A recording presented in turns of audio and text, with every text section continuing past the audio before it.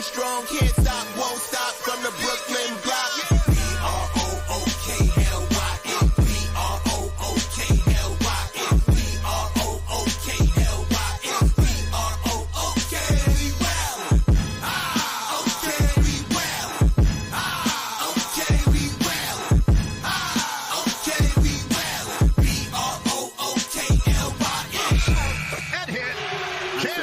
Just give me the ball, I'm fitting the score next. My J is all net, me and Jay just all next. Getting back on defense, hit him with strong flex. I'm official like a ref, trying not to get attacked.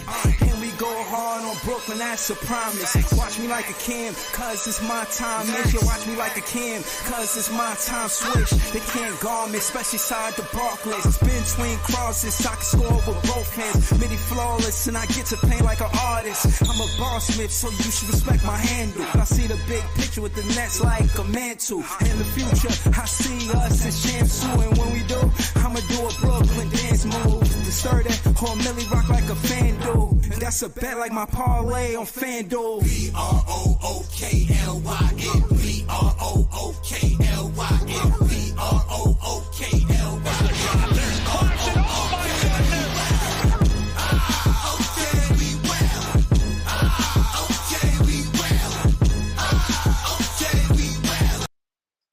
Yo, this big fan Breezy here with the Brooklyn Nets vlog, and Cooper Flagg is jumping out the. Yeah, it's just Cooper Flagg jumping out the sky. I mean, I didn't see the game. Y'all seen that Rutger game? I saw some highlight tape. I didn't see the full thing, but Cooper was there. Yeah, I seen it. I seen it. Cool. What happened, Iceman? Yo, they was hooping. They was out there putting on a show. You know what I mean? Ace Bailey and Dylan Harper, they was on the same team. AJ Devancia, Flagg, and the dude I told you that's on Duke, Isaiah Evans, like they 6-man. They call him the baby Brandon Ingram. They was all on the same team. So it was action. And Cooper Flagg actually got dunked on. Yo, he got dunked on out there. It's all right though. But he put on a show too. You know what I mean? He put on a show. You know what I'm saying? Him and Ace, they call Ace MVP. And then Flagg hit the three to send the game to overtime, and then his team won. That shit was crazy. That's tough. Yeah. Damn, you was at the game? Nah, I wasn't there. I was. That's an old game. It's an old game. Nah, that was a hell of a soliloquy, man. Shit, I would have thought you was there. Nah, hey, you know, I give details, bro. I give details. Yo, shout out to Ree Holler, shout out to John, shout out to Iceman, shout out to Leaf. Bro, I seen that picture on Twitter. I said, God damn, this dude jumping high as hell. Woo! That could make anybody freak out, man, just looking at that picture, man. Yeah, they put on a show, bro. When I tell you they was jumping and leaping out the gym, they made that rim seem like it was like 6 feet tall, bro. Like, yo. No, I Esco, you know what I thought when I saw Cooper with that picture? I was like, yo, we just got our Space Jam prequel right there, man. Cooper Flagg guest star appearance, man. I was like, woo. Yeah, because they was doing some crazy. Ace Bailey took like one step and did a windmill off one step. That shit was crazy. They were throwing hella lobs to Cooper Flagg. They was throwing oops everywhere. He was catching 2-hand lobs, 1-hand lobs. He was doing everything. They was going to war on like a goddamn dunk contest out there. Okay, they get it. So again, that's what I'm saying, that a team like the Brooklyn Nets need, you know what I mean? A player the Brooklyn Nets needs, somebody that could gravitate to the crowd, that feeds off of the crowd. I heard, and this is what the Rutger game is about. You know what I'm saying? When I was watching Kobe, you can see how he played to the crowd. KD, you see how he played to the crowd. Listening to Iceman talk about what happened, it seemed like these players know how to play to the crowd, bro. They not only gonna bring the fans out, they exciting players, and that shit do something to your teammates. That make your teammates want to win with you. You know what I'm saying? So I'm glad to hear it, man. Shout out to Cooper Flagg, man. Yeah, listen. it's great to see Cooper like just come to New York and show off at Rutgers. Like he's trying to say, listen, I know it's right there, but he's saying if I come here, I'm ready to make this the Cooper Flagg experience, man. Like I like the moxie. The one thing about Cooper Flagg that's undeniable, this guy's got a confidence level that I don't think it's gonna seep, man. I think he's gonna keep raising that bar for himself. He sees himself as a top guy. You don't need other people to tell him what he's good at, what he's bad at. He's gonna let it speak on the court. So I look forward to seeing what Cooper's gonna bring in college and next year when he gets drafted, man. Goes from Yeah, there. I never had this much anticipation for college basketball on my whole Facts. basketball It's fan about to life, be bro. wow. Look, all them dudes that was playing in that Rockets, all of them damn near is in college. AJ is the only one that's like in 2026 draft. But everybody else right now is in college that play at Rockets, and it's crazy. Yo, All of them in college. another hot take I was trying to say. I had said this earlier. It's the Nets press. I think that Milwaukee pick is going to be a good draft pick. And it's going to be part of the championship team because of karma reasons. Mm, That's just me being as you know what I mean, a Nets fan saying that. But from my perspective, it would that's the NBA, you know what I'm saying. The basketball gods will see it right. You know whatever pick we get in that Milwaukee Buck with that Milwaukee Buck pick because of what Giannis did to Kyrie Irving. You know what mm-hmm. I mean? Like I feel like that player going on, man, he gonna help the Nets win. Now listen, Breezy, if that Bucks pick falls under 20, it's a great advantage for Brooklyn because if you got something 16, 17, 18 as a pick, the Nets could get a steal with a guard or a forward. I really think that could be a valuable asset to us if the Bucks really underperform this season, which they have a chance to. So that could be a Yeah. steal pick for us for sure, man. Yeah, I just want to take a second and talk about how I think the Bucks are gonna be a bad team this year. I Mm-hmm. don't think it's gonna be healthy. I don't think they drive is there no more. You know, when a team never won a championship and they got a chance to win, it's a different hunger from a team that actually won. Like you really gotta be together as a unit. They ain't got PJ Tucker, one of those dogs no more. You know, they got guys that replace PJ Tucker, but not like him. And again, he was a part of a situation where he was going there to contend. So they don't even got players like that. They got rookies that they was trying to develop, like a bowl champ, I think, and I think another player they were trying to develop, but they ain't pan out. You know what I mean? They had Beasley, they was good scorers, but they ain't play defense. Case in point is in the Eastern Conference, you gotta play defense. It gotta be a priority. And if your perimeter can't play defense, bro, you're gonna slide in the standings. And for one, the Knicks look like they might take their 2 or 3rd pick. So, you know what I mean? Interesting. Like I think the Knicks gonna be better than the Bucks. I think the Bucks slide. I think they. You know what I mean, probably 3 or 4. I think the And biggest. Oh, sorry, Breeze. no, go ahead, John. Go ahead, John.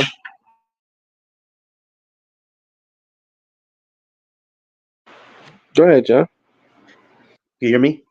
Yeah. We can hear you now. Yeah, I mean the Bucks. They traded Drew Holiday, the heart of that team, for their defense. Just fell through the hole, man. At that point, I mean Middleton's legs are shot. Brook Lopez can only do so much guarding, multiple guys, which is not his strongest suit. He can still give you a bucket here or there, but then you look at Giannis. It's like he's got the extension. I think what Giannis is right now, he's looking at the team around him. And he's like, I'm not going to kill myself every game if I don't see a team that can win a championship. So I think he's looking at Dame this season saying it better be Dame time, not just Greek freak time. So I think depending on how Dame does is really going to dictate how these Bucks do. Like if I see the first 10, 20 games where Dame looks disinterested and his numbers are just really bad, we could see a shockwave with that team potentially before the trade deadline. And that could work in our favor. Yeah, I mean, I agree because I think Giannis, he really don't want to be the one guy no more. If Dame could lead that situation, that'd be Right. great. But again, like I said, Drew Holiday is a hard act to follow, bro. Mm-hmm. But yeah, I'm glad they got problems, man. You know what I mean? Like they gonna slide, and I think we benefit because Sean Marks has showed that even if it wasn't him and it was specifically Jeff Peterson right hand man was B.J. Johnson post, and dude, you know what I mean? He gonna be in charge of who we draft. So I think we really do get a team pick. I think maybe it's a high team, maybe 17, 18, maybe 16, but I don't think the Bucks are gonna be that good, man. I don't. I really don't see them. 82 games is a lot of games in the season, bro. I think they above 500, but barely. I think they a 49 win team at the max. I don't think they that good, bro. Real shit. And I think we get a good draft pick because of it. But yeah, nah, it's good to see that any player that go to the Rutger and play, that's to me that's culture. That's Facts. basketball culture. And I'm saying you represent for the basketball culture. That's upscale basketball. You know what I'm saying? When you fall in love with basketball. You know what I mean? The legends play there. But I don't know, man. What do y'all think his upside is in college? I think he's the number one option on that team because I heard their team is loaded. Talk about Cooper Flag. Yeah, I Yeah, don't Cooper know, Flag bro. going to do. I Mm. don't know about that. I don't know if he's number one, but they got firepower over there, bro. Yo, three of they players, even the one I told you about on the bench, Isaiah Evans, they all Cooper Flag is one in the draft. They got Mal you watch like he's like 10, and then Isaiah Evans is like 16, bro. Like them, you know what I'm saying? They ain't even play You yet. saying Yep. you saying the bench player supposed to be coming to the draft? Yeah, he in the draft. They got him ranked as number 16 in the draft. They got him going Yo, 16, yo. And he on the bench, bro. Like, yo, you that, see what I'm that saying about Duke? Duke could only be the only college that could have a bench player going to the draft, bro. It's and 60 players that 16, go to the draft. he not That's crazy. 30th, bro. He not 28. He's 16th. You know what I mean? That shit crazy. So they supposed to be having a number one, two, or three pick in Cooper Flag and a so they basically got two lottery picks on their team. Damn near. Yeah. Well, also don't forget Maluk as well. He's going to be playing with Cooper, and that's going to be interesting to see how those two play together because that could dictate how Maluk winds up either in lottery or just out of it. So that'll be interesting to see how that plays out. But the best thing to look at is that all of Cooper, Harper, and Ace, all three of them want to be a Brooklyn Net, man. Just based on what we're seeing recently with their training prep and how they're going about things, each and every one of them wants to make a case to come to Brooklyn. That should be the greatest feeling for all Brooklyn Nets fans right now is that either one of them want to be here, which is great. Yeah, Yeah. yeah. I mean, let's talk about it. Like when you think about the draw, you got what Brooklyn is going to be one of the teams. Portland, I imagine. What's the Mm-hmm. five worst teams that's supposed to get the Washington. top three picks? Washington for sure, man. Washington pulling our main competition right now. I think the Hawks, they can't bottom out because Oh, nah, Spurs have their picks. we better than Washington. No draft pick, that's the number one. Want to go to Washington? That shit is like NBA hellfire. Like, Yeah, but I guarantee none of those top three want to go to Washington. So I think they're all going to be playing off their asses to guarantee they right, get Brooklyn, man. right. So I'm saying, like, just thinking about it, I think they would come to Brooklyn over Washington. What's the next one? Portland? Yeah. I think, yeah, over Portland too. I'm just saying that because I've never been to Portland, but I'm gonna just say Brooklyn because I'm from Brooklyn. You feel me? Yeah. But I'm just saying, and for the look, it's a two-team city, and just the culture of basketball in New York is rich. You feel what I'm saying? So, Mm, and we got zero championships. Well, that's what I want to see, a passionate player that wants to bring a NBA championship to a team, to a franchise that's at zero. That's us. If they got that desire to do that, if that's something they want to do, or do they just want to make it to the NBA? I respect it. You know what I'm saying? But these are questions I wonder if they asking themselves, like, dude, do I want to go to Brooklyn and give them their first championship? Like, was Michael Jordan thinking that when he went to Chicago? You feel what I'm saying? Like, mhm. is Anthony Edwards saying that about Minnesota? Was Nikola Jokic saying that about Denver before they won the championship? It take a special kind of player that want to stay with a franchise and give them their first championship. And it's going to take this season for us to give a fair shake. To Right. give it a fair shake. It's too much to say it from right now. You know what I'm saying? Like, Right, but I that's would too say much, that bro. this breezy. I would say this. The good thing that Brooklyn has going for themselves in this new CBA era is they're not over any salary apron right now, whereas most teams are that want to win the title. So the Nets can take their time these next 2 years construct the roster how they want to, and give Cooper, Ace, or even Harper that growth period to really define themselves on this team, because they're going to be the main guys, one of them. They're going to take a lot of shots. They're going to develop their offense, defense, you name it. And that's an advantage for Brooklyn, where we're going to be armed with multiple draft picks, a whole lot of cap space. We have the assets. It's how can we construct the right mix of a roster with young, homegrown talent, vets, and maybe a young star that wants to hook up with a Cooper, Ace, or Harper. Like, the Nets have the vision right there. It's how can we construct it? That's what's going to come down to it, Brooklyn. How can we construct it? And are you going to make the dumb-headed moves, or are you going to make the smart moves? That's what's going to come down to. Absolutely. And we got to go to Iceman, because Iceman sent me a link showing Ben Simmons doing Hall of Fame basketball in the offseason, per usual. Per usual. So I just want to know if Iceman believes the hype. Do you think Ben Simmons is going to come back? And yada yada yada. Yeah, first they said they just had his trainer Chris Berkeley said that he is playing all-star basketball right now, and he's been playing 5-on-5 for a while. Oh my God! Wow, that's back.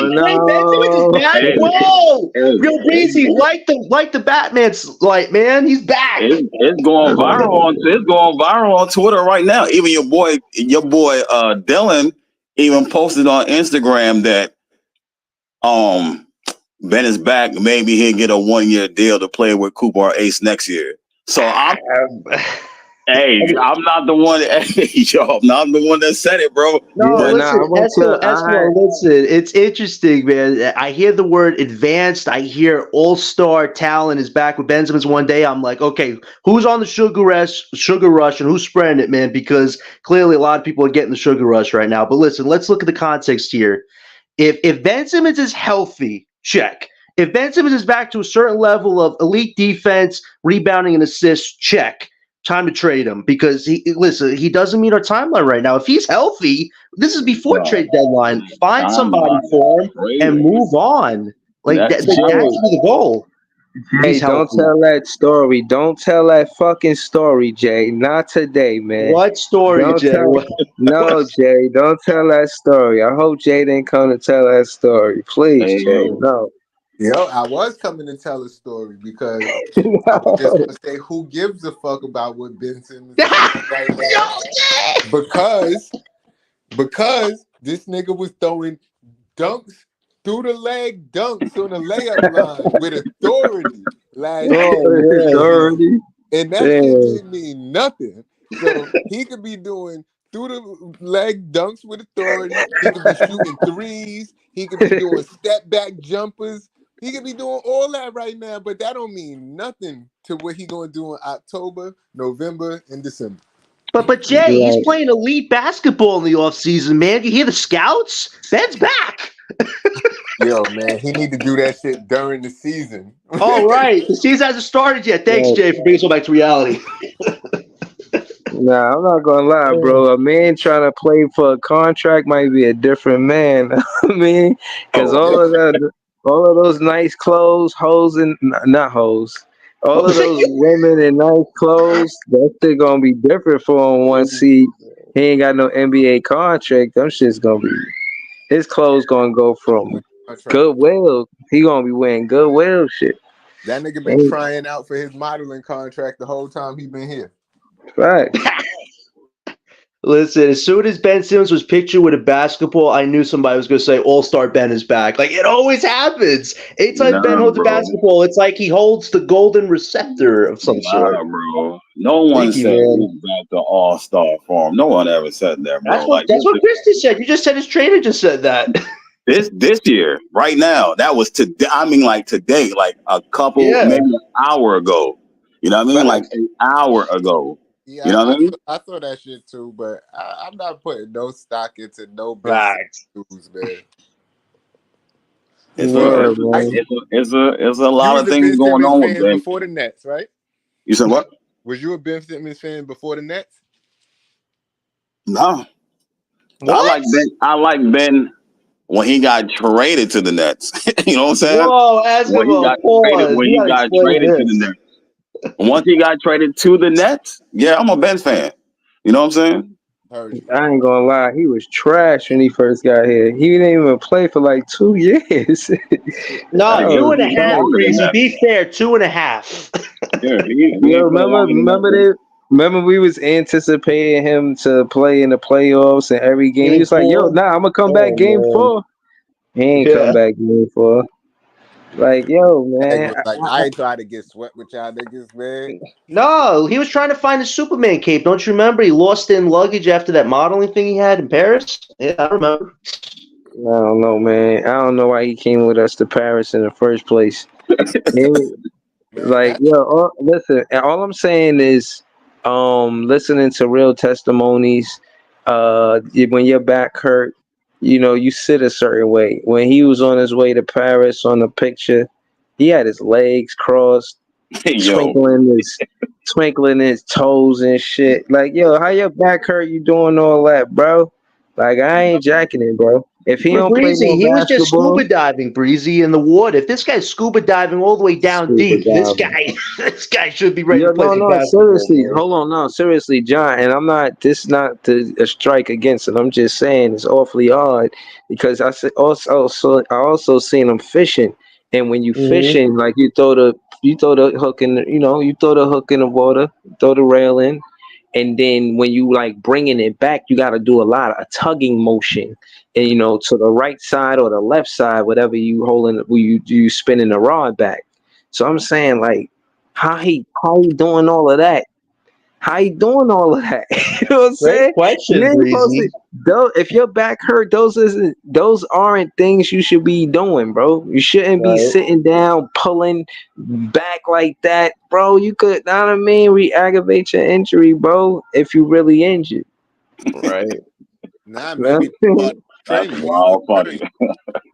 Listen, if Nah, Ben is they said healthy he at got two all-star surgeries. level, trade So him. I gotta be honest. If he got two surgeries, it had to be something real. I can't lie to you. Right, right. If he ain't never got no surgeries, I'll be like, man, he's stealing. He's stealing, bro. But he got two surgeries, so I gotta he's respect it. stealing. He playing basketball just for the health insurance. What Yo, is he getting an extra 10%? Right. that is Right. wild. He wanted that surgery anyway. He just was gonna get it on Brooklyn Nets dime. Man, Nah, that's thank you, wild. Sean Marks, Mr. Gullible. That shit is Oh, wild. man. I'm BBL. with Jay though. I gotta see it though. You know what I mean? I hear it and it's going crazy, but I gotta see it. You know what I'm saying? I gotta see what he can do. If he really look like he's back, that's something different because it's been a long time since he been like himself. You know what I mean? You see a little flashes here and there, but I gotta see it myself too. You know what I I mean? But told you if somebody says, if a trainer says that this dude playing all-star ball, I kind of believe it, bro. if You he know get what I'm on saying? the court doing anything good, he is on the first thing smoking. That's a Nah, fact. No, that's listen. not I'm with Hold Eskimo. on. Let's see. Wait. One second, Breezy. I'm with Eskimo. Let's see what Ben Simmons can do in Chicago, San Antonio. I will see him play those games there. Just not on here, man, because we're ready to move on. If he's healthy and he's who All is Star who is Ben, we? Who is I. we though? Who is we? What do Me, you mean? Right? me and John. That joint I sent you, Breezy. The dude was interviewing that dude, and he said, right, that they might not Okay. even move on from Ben. They're confident in his health, and that's what I told y'all. Don't be too sure that this dude is going to be off the roster. He might not be making as much money, but he might not be off the roster. They might Bet resign him. minimum. Don't believe Bet nothing. minimum. Them niggas said that they're not trading Kevin. Below that minimum. Don't believe nothing they say. They Yo, Claude, you they tripping, told me buddy. they told me they wasn't trading Kevin Durant, and then 24 hours later he was gone. Don't believe him.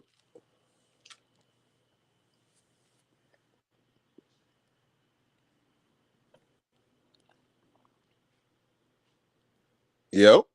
Yo, Yeah. Oh, I was like, Oh, yo, I I thought, was trying to kill a mosquito. My bad. that's yo, okay. damn, Breezy. I know you don't like Ben Simmons, but damn, Breezy. Oh man. yeah, they said they wasn't going to trade a lot of people. They still traded them, but I'm just saying, don't get y'all hopes up thinking this dude going to be off the roster. He end up still on the roster, bro. Yeah, You know what I mean? but Eskimo, that would be a Sean Marks problem. You're keeping a guy who, let's say, he has a decent comeback season. He gives you the rebounds. He gives you some average defense. He gives you some playmaking. Okay, but you got to think about it. If we're eventually in a playoff situation where our team's fully constructed, you really can't play Ben in the playoffs on offense. Really, maybe some defense in closing quarters, but it's hard to see his game really translate to where we need it to matter most. I think we shouldn't make the mistake of keeping him if he can't check all those boxes. It all depends on who was on the court with Ben at that time. That makes a big difference. It's just No, not that's about fair. That's fair. it's Bruh. not just about him. It's just who was on the court with him. If you say like Claxton's on the court, I agree with you. Like them two can't be on the court. You know what I mean? Mhm. In a playoff setting or nothing like that. But if he's on with shooters or scorers, then you know what I mean? That's something different. Right, Yo, but if the that's if you're Brooklyn Nets building a give him team a around Ben, which we aren't. That's the problem. if the Brooklyn Nets give him a contract, it got to be contingent on him playing 81 games, bro. Great You save, gotta baby. put. We ain't putting no money on that one, buddy. He gonna help Cam Thomas get a big contract. That's for sure. If he 100, he helping Cam get a contract. Yo, nah, I know that's not BK and Wild Hoops wilding in the chat like that. He doing a whole show right now. Ain't no way he wilding like that. Wait, what? Wilding in the chat like that. He doing a whole show right now. Ain't no way he wilding like that. Wait, what? Bro. Somebody got the echo. I don't know who that is. Yeah, I just turned it off. But I don't see how y'all really is entertaining the idea of Ben Simmons being here another year. I can't believe. Me neither. I'm not. Entertaining. The reason I said that because I know Sean Marks, bro. He would do something like that. I don't Yeah, see that's why what I you can't think be he GM. wouldn't do something like that. He would do something like that. You know what I mean? He just trying to make he likes to build people value up and make them seem valuable so he could trade them. That's what he's doing. I mean, Ooh. that would be the smart thing because he is Ben Simmons. If he's all-star Ben, everybody know what he could do if he can stay on the court. He's worth a lot if he can stay on the court. I don't know right now. He will have to prove it for like 2 years though. Not the first year back. It would take him like a year and a half or something to prove like he's really back, and then his value would probably go back up to where it was. You know what I mean? Then you can get a shitload of shit for him. Yeah, but what would that Nah, be though, Eskimo? What do you think I we could think get Ben back if Simmons Ben is has a decent Eskimo return? cousin, man. Eskimo and Ben Simmons is cousins, man. Yo, please. Nah, they cousins, man. Like they related or something, bro. Like, come on, man. Hey, I speak facts, Breezy. You already know. I don't come on here talking no wild I think shit. we could get It's back the for Ben truth. Simmons if he has a return. Bro, the Brooklyn Nets should not sign him unless he played 85 games. He didn't play 82 games in 3 seasons. Yo, Wait, what? They say he got to play 85. you're right. Can he play like 5 and I still show us agree he's with you, back? Like 5? 88 games, man. I'm he at gotta 5, Breezy. he better be at the Barclays now. He is. He's holding a basketball, Jay. Oh man. Nah, they all back with the team and shit. They back in Brooklyn. Everybody practicing or whatever they gotta do. Training. They everybody back. Wofford looks in good shape. You sent that post, right, Eskimo, before about Wofford? Yeah, he's been I think he's been, from what I've seen, he's probably been working out just as hard as Ben. You know what I mean? He's been putting in hella work. He even had a little video with him scrimmaging some folks, had a little open run. You know what I mean? And he didn't shoot that bullshit floater that he been shooting. So I'm like, all right, he really putting in work then. But yeah, he So, looked. I mean, what you think about Eskimo? What you think about trending? Well, trending is trending, right, Jay? What you think about him, Eskimo? You think trending Wofford? What kind of jump you think he takes from last year to this season? It depends on his playing time. But from what I want to see from Trendon, is him dunk on somebody, play like a power forward. You know what I'm saying? Like, dog, you like 6. What is he? 6'8", 6'9"? He's like 6'9" or something like that. Dunk on somebody, play big. He likes to play below the rim, but his 3-point shot is probably gonna be. He's probably gonna get a lot of 3-point shots, and it depends on how they use him, bro. I don't know how they're gonna use him. He probably gonna get some dribble handoffs. I like to see him take it to the cup like he was doing and not do the floater. You know what I'm saying? Dunk on somebody. Okay. With you, Yeah. so how many points you want him to put up? Or you just want him to be more aggressive, and that's the main goal. Yeah, because it makes him, it would make his stock look a little different if he's more aggressive going to the cup, because now he doesn't look like a guard. Now you're playing, you know what I'm saying? You could spread the floor, you could drive to the basket a little bit, you got a little bit of handle. So all you need to do is be a little more aggressive, and he probably can get a payday himself. So hold on, why you ain't fucking with the floater though? The floater is sturdy. Well, I fuck with that floater, bro. Because he's 6'9". You know what I'm saying? Like he's 6'9". He be doing dirty Uh, work. You can't come down the you lane with don't like the floaters, soft bro. touch. You don't like the pulse. Not, not for him. Not for him. You know what I mean? When he dunked on when he got that offensive call and he dunked on Tucker, PJ Tucker, I was like, that's what I'm talking about. You know what I'm saying? And then he won't do it again. So I'm like, bro, come on, man. You look like everybody else. You gotta stand out. Ooh, interesting point. Yeah, no, I hear you, man. I gotta respect that. Me personally, I feel like I like the chemistry of it all. You know what I mean? I feel like a lot of things are coming together. A lot of these players, they are playing for a contract, so they do have ambition, and that's the thing. Some when you're not contending for a championship, then you probably doing your best to play for a contract. They say Keon Johnson was on Twitter running pick and rolls. I didn't get to see the actual clip, but you know these guys they getting ready for the preseason. I Right. think it's what three. We talking less than a month before basketball back on. We talking what 3 weeks? Yep, something like that. 3 weeks is that ain't. You know what I mean? That ain't too far away. Right. Oh, I'll say this. I think Wofford and Zaire are definitely going to battle for a contract to return to Brooklyn next season. I think Wofford, he give you some point guard, some playmaking, gives you some grit at power forward. Like he gives you two-way position with Zaire. If Zaire could get his offense more consistent, become more of a rim runner at the rim and not just a guy with a float mid-range shot, he can really become potentially a good depth piece for Brooklyn. Like I really want to see Zaire show some more offensive improvement this season and really use his height to his advantage, because that could be a steal for us if we re-sign him a year from now. So I look forward to see how he plays. yeah, I want to see too. I heard a Grizzly fan saying that he was mad he left and he got a midi, but they didn't utilize him like that for whatever reason. But for him to be a 10th pick, I imagine he has some scoring ability. But again, if for whatever reason they didn't give him that opportunity, I think he gets a hit. I think they looking to see who's going to be a shot creator on this team. The only solidified one is Cam Thomas. So, and I'm saying a shot creator, like I don't need a pick and roll. I can just create my own shot.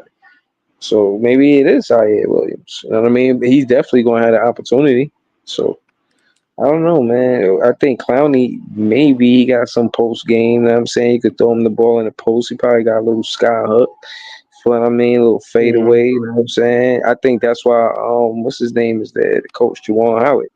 I think Juwan Howard is there to show Clowney how to play with his back to the basket. Right. I mean, I think it's fair to say Clax is going to develop, but, you know, I do think Juwan Howard is going to focus on Clowney probably more than Clax, but it's probably the same. But I don't really want the same like net fans is talking about. They need Clax to hit middies. Like I don't really need that. You know what I mean? I'm cool with him being a rim runner, him scoring inside of the dotted. Like let him score from right there. If he want to add more points, do it from the free throw line. You become a better free throw shooter. But I don't really want him to change much. Um, Claude Smith said the Nets better save some money to resign players that have a breakout season. I don't mean Ben. Claude's joining the trade. Choo choo. Yeah. Man. Love it. This is the best roast tonight, man. Yeah, but Yeah, on nah. Zaire, right? On Zaire, he could create a little bit. He's not a great creator, but he can create a little bit. He has Mhm. a shot, is not consistent, and he's actually kind of fast. He's kind of quick and fast, and he's a lob threat. He can jump out the gym. You know what I'm saying? So he has those things going for him. But like you said, he got to be more consistent on what he does, because he's the only other than on the wings, he's the only other than Cam Johnson. He's the only other one that's 6'9". Right. Like everybody else is like 6'6". You know what I'm saying? So he has a chance. He has a I big chance. agree. Yo, you heard Diddy went to jail?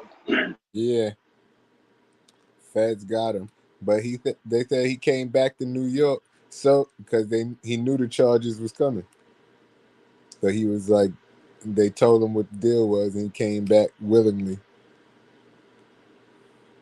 Willingly, like, take me in?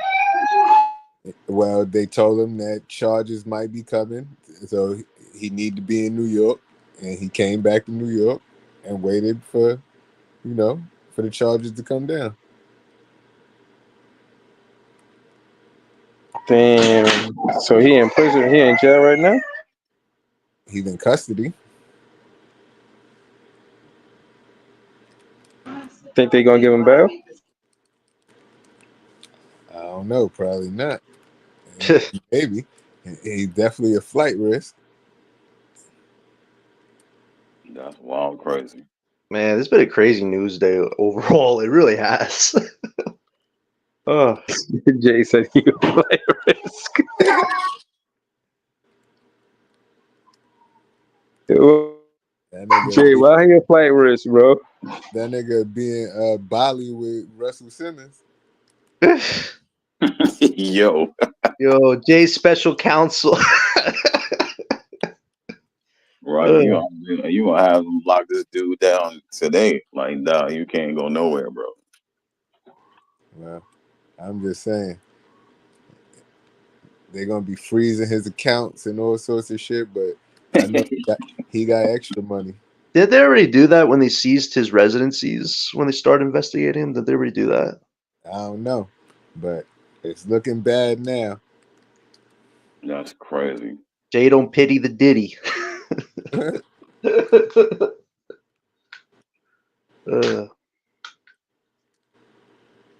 Diddler, man.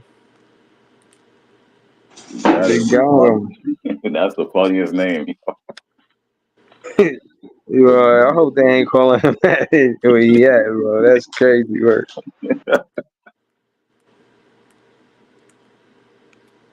They probably got him in protective custody or some shit, like where he by himself. He probably got the whole top floor to himself. You know what I mean? Or wherever he at, he got the penthouse jail suite. Like, yo, In the penthouse jail suite. Yo, imagine they do like a special TV trial for him, man. I'd be like, oh my gosh, here we go again. Oh, like OJ? Yeah, I hope not, but you never know, man. With celebrities, man, they always try to make it bigger, man, for some reason. It would have to be on TV. It got to be on TV. Oh man. Oh man, how you think he gonna beat the charges? His lawyer said he was going to. He said they're eager to clear this thing up. You know what I mean? They said Diddy is an imperfect person, but he's not a criminal. Yeah, he got enough money to clear it up. Yo, you know what I'm saying? Money talk. Money talks, man. I don't know if money can carry him out of cuffs, though. Yeah, this one gonna be tough. This is tough, bro. Tough. Yo, Easy, what's good, Easy? Easy. Yo, what's the word, y'all? What's the word, guys? Crazy news day, man. That's the word. Diddy and the feds, man. So who? Diddy and the feds, man. He in jail. They say he gonna have the whole top floor. That shit crazy. Y'all niggas nasty for even bringing that nigga name up, bro. That shit We just didn't let bring him that nigga down. Y'all nasty, bro. It's breaking news. Hey, Easy, it's either Diddy or Ben Simmons, man. Pick your poison. Jay, that should not be breaking news. Don't give that man no type of airtime. He gets no play in the rod anymore. You are a forgotten name. You shouldn't even been getting acknowledged when you was in Harlem today. No, dog. I don't even know you, dog. Don't try to dap me up on none of that shit. I don't even care if you give me $1 million, bro. You are You get no play in the ride. Watch out. Oh man. One of you fried, man. I'll tell you like this: Kendrick Lamar dropped Party just died. Diddy went to jail. Man. It would be Breeze just thinking Kendrick Lamar in this somehow, some way, bro. It would be Breeze. I'm just talking about stuff that happened in chronological order. Oh yeah, didn't Michael Jackson's brother Tito die or something today? It wasn't today. It was a few days ago. Nah. It was a Okay. few Oh days ago, man. but yeah, Oh, yeah. what? I want to get on NSB, but RP my man Tito Jackson, yeah, RP. But R.P. Tito, yeah. Want to get that in for Yo, sure, then bro. everybody used to tease Tito. Tito, he couldn't have been in the Jackson 5. He was part of the Jackson 5. If he wasn't in it, it'd be like Jackson 4. You know what I mean? So you gotta respect Tito. Tito, he was part of the crew. You know what I'm saying? Listen, all right, respect Tito, but we not about to do that, boy. We not Yo, about to do that. easy on one right now, man. I'm sorry, dog. I'm sorry. We not about to do Yo. that one right there, boy. I mean, respect Tito, RIP. Like, you was a Yeah, that's legend. it. I wasn't But going no further than that. What, yeah, what but you trying to talk about, Easy? You turning everything down. What you trying to talk about, yo? I Don't don't know. I came disrespect up here, Tito, man.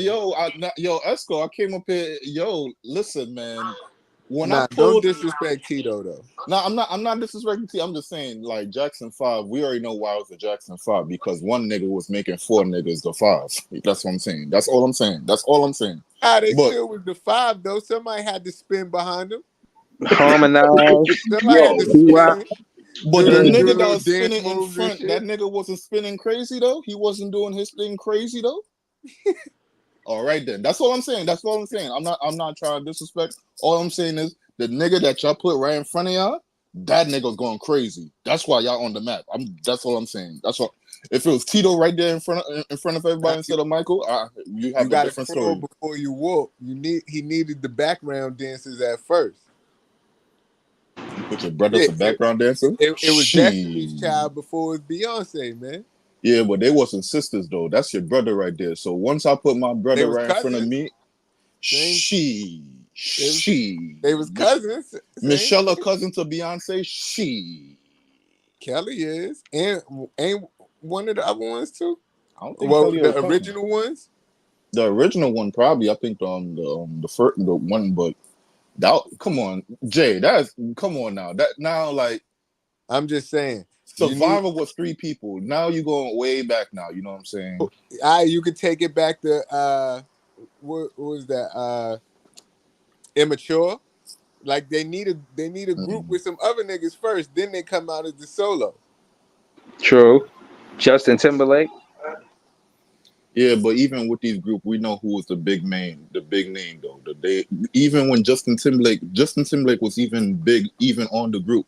The minute he branched away, he became a megastar. So that should tell you right there what it's hitting for. You know what I'm saying? Like I said, respect my boy Tito, but it's a Jackson 5 because one nigga made 4 look better. That's all I'm saying. But nah, yo, I pulled it to the stream. I thought something was wrong because it was wild dead air.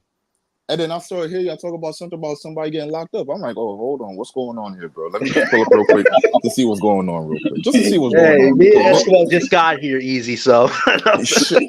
Yo, John, I thought the whip crashed real quick. So I'm like, hold on, let me just pull up real quick, see if I can just get it right back on track because I heard dead air, then like somebody getting locked up. I didn't know y'all was talking about Diddy, but then we go to Diddy. Like, nah, we can't do Diddy. We can't do Diddy. Okay. To turn the page a little bit, what are your thoughts on this big Ben Simmons news? Because NBA Central reported twice today he's advanced and he's back to All-Star Ben. What do you think about that? And what do you think about Jimmy liking that? Apparently, he liked that tweet about him. Like what is going on here, man? Because Give your niggas take, man. tell that's why Jimmy want to come to Brooklyn because he liked Ben Simmons so much, which is a goddamn lie. And Yeah, sure he does. He loves Ben, man. Yeah. and the thing is, like I told y'all the other day, Jimmy just want to get money, and he know that we got the highest cap coming up, Facts. so he just want to get money. Yo, so for one, well, 2 things real quick. I'm gonna put one thing away from the topic. One thing, yo, Breeze. I don't know why you skipped by Barry comment because you said you can't wait till next Sunday. So you got something going on right there. So I don't know why you highlighting a different comment. I don't know. Nah, I was. You better address that beef right there, because that shit been going on for at least 3-4 days right there. So 3-4 streams. So I don't know why you. All right, that's a whole London thing. Let me go back to the topic. This Let me go back to the topic. Easy taking notes. I'm just saying though. I'm just saying though. I nah, like. he's talking about the game. I've been chopping up y'all for a minute. I know how some of y'all move already at this point. I know how some of y'all move already at this point. He So talking about the game. He talking about the Nick fan, no, that fan game. I know he talking about the game, bro. That's why you didn't highlight that comment, bro. That's why I know. Yo, You pick up I Turkish know. smoke. No. I know what's going on, but back to the topic. I know what's going on. Back to the topic. John, I said this on BK stream already. Jimmy could be using us for leverage for a contract Right. negotiation. So Mhm. I'm not taking none of that serious. And plus, at the end of the day, Jimmy coming here doesn't like it can move the needle, but what needle are we really moving? Like I keep on Right. asking this question. At the end of the day, what's the goal here? People keep on telling me 2-3 years short-term goals. When my goal is at the end of the day is to win a championship. So that's going to be a long-term goal. So no matter what, that's my eyes on the prize. Not other things that keep on popping up in the way and distracting me from what's my main goal. Main goal, championship. Not second round, not selling tickets, not to see my favorite player grow. None of that shit. Championship, ring, going crazy on Atlantic Avenue. That's my goal right there. So Right. so put Jimmy to the side. Ben now when I didn't even hear that news, so I'm taking your word for it. So when Mhm. people say he's going back to All-Star Philly, Ben, what are we saying here? What so you saying the back is good, or he's just playing? He looks good in practice. I don't know what. I need a little bit more context on that. You know what I'm saying? Like, Oh, shout out to my I boy got Tex. you easy. Basically, Ben was holding a basketball, and they said he's back. So there you go. There's your breaking news. But that ain't shit though, John. That ain't shit though, Meanwhile, John. meanwhile, funny. That's That's not what it is, that's what bro. I saw on tape so far. Not, I he didn't took see a Ben picture with a Simmons, bat. yo, jump shots or 3 points yet, but I saw with a basketball in his hand trying to dunk. nah, So that's what I they saw. nah, So Esco, they say what he's they been saying? playing 5-on-5 for a Yeah, long I while heard that now, too. Yeah, and yeah. his trainer today, I mean, like an hour ago, might be an hour and a half ago, just posted that like he back to his all-star form, like he's back to all-star playing like an all-star again. So I don't know, you know what I'm saying? Like I can't. That's why I said I gotta see it myself to see, like, you know what I'm saying? His back might be good this time. They said the surgery was less complicated than the other one, and it wasn't the same surgery. So it was something else in his back that's fixed, and he's been, you know what I'm saying, doing his thing since then. So today they just put that out saying that he's back to all-star form, basically. So I don't know. So, oh man. Okay. Two quick question. One quick question. What does in terms of a box score, what you think? What does an all-star in today's game, Ben, look like in terms of a box score? If you want to talk about how it looks on the court, you could do that too. But just in terms of a box score. Him back to, he probably get back to what he was doing. 15, 16, 8-8, or whatever he had like that. That's probably like, you know what I'm saying, back to his, if that's what he's back to, that's his numbers. You know what I mean? On this team though, Esco, on this team though, 16, 8 and 8. I'm just saying numbers wise, that's, you know what I'm saying, that's what he had for his career until he got hurt. So you know what I mean? I don't know what he's gonna do on this team. Smells like a trade. If he Trade him up now, 15, man. Trade him now. I mean, 16, 8, All-Star I'm Ben trying to doesn't shuffle really help some. us. You know what I'm saying? Like that shit doesn't help us too much because like we needed that last season. I'm not gonna lie to you. We needed that last season. That last season was the fence season. Like we didn't know which direction we really fully want to go. This season is nigga. I mean, because I've been hearing y'all talk. It depends on who you want to take, but it's basically Cooper Flagg sweepstakes. Whoever get number one pick, you got Cooper Flagg. Nigga, you better make him generational. Like that's what I look at it this year for. It's like we put it all our chips in for the possibility of having the number one pick, maybe two, hopefully three, but around there. But that's what we in right now. So All-Star Ben, it looks good, and he could come out playing good. Now, for one, I don't want him playing too good and we keep him for past the trade deadline because that means there's a good chance that we're gonna give him a contract. I don't need this bullshit on my team no more. I'm not gonna lie to you. I don't need this bullshit on my team. I'm tired of, like I said, like there's certain names you can't bring up around us. Ben Simmons is one of those trigger names. Like you like we could be Right. talking about something completely different. We could be talking about Marcus Bucelis, and we bring Ben Simmons in, and we'll just talk about Ben Simmons. We'll forget about shit like that. I can't do it no more. I cannot do it no more. We I'm we sorry. we with, we with you, Yeah, hold Easy. on. I think the best thing that could happen is like the Siakam situation. He's playing great up until the trade deadline, and then a suitor that will sign him after his contract is up, pick him up the same way Siakam picked up in Indiana. I mean, Indiana picked up Siakam, and then they re-signed him.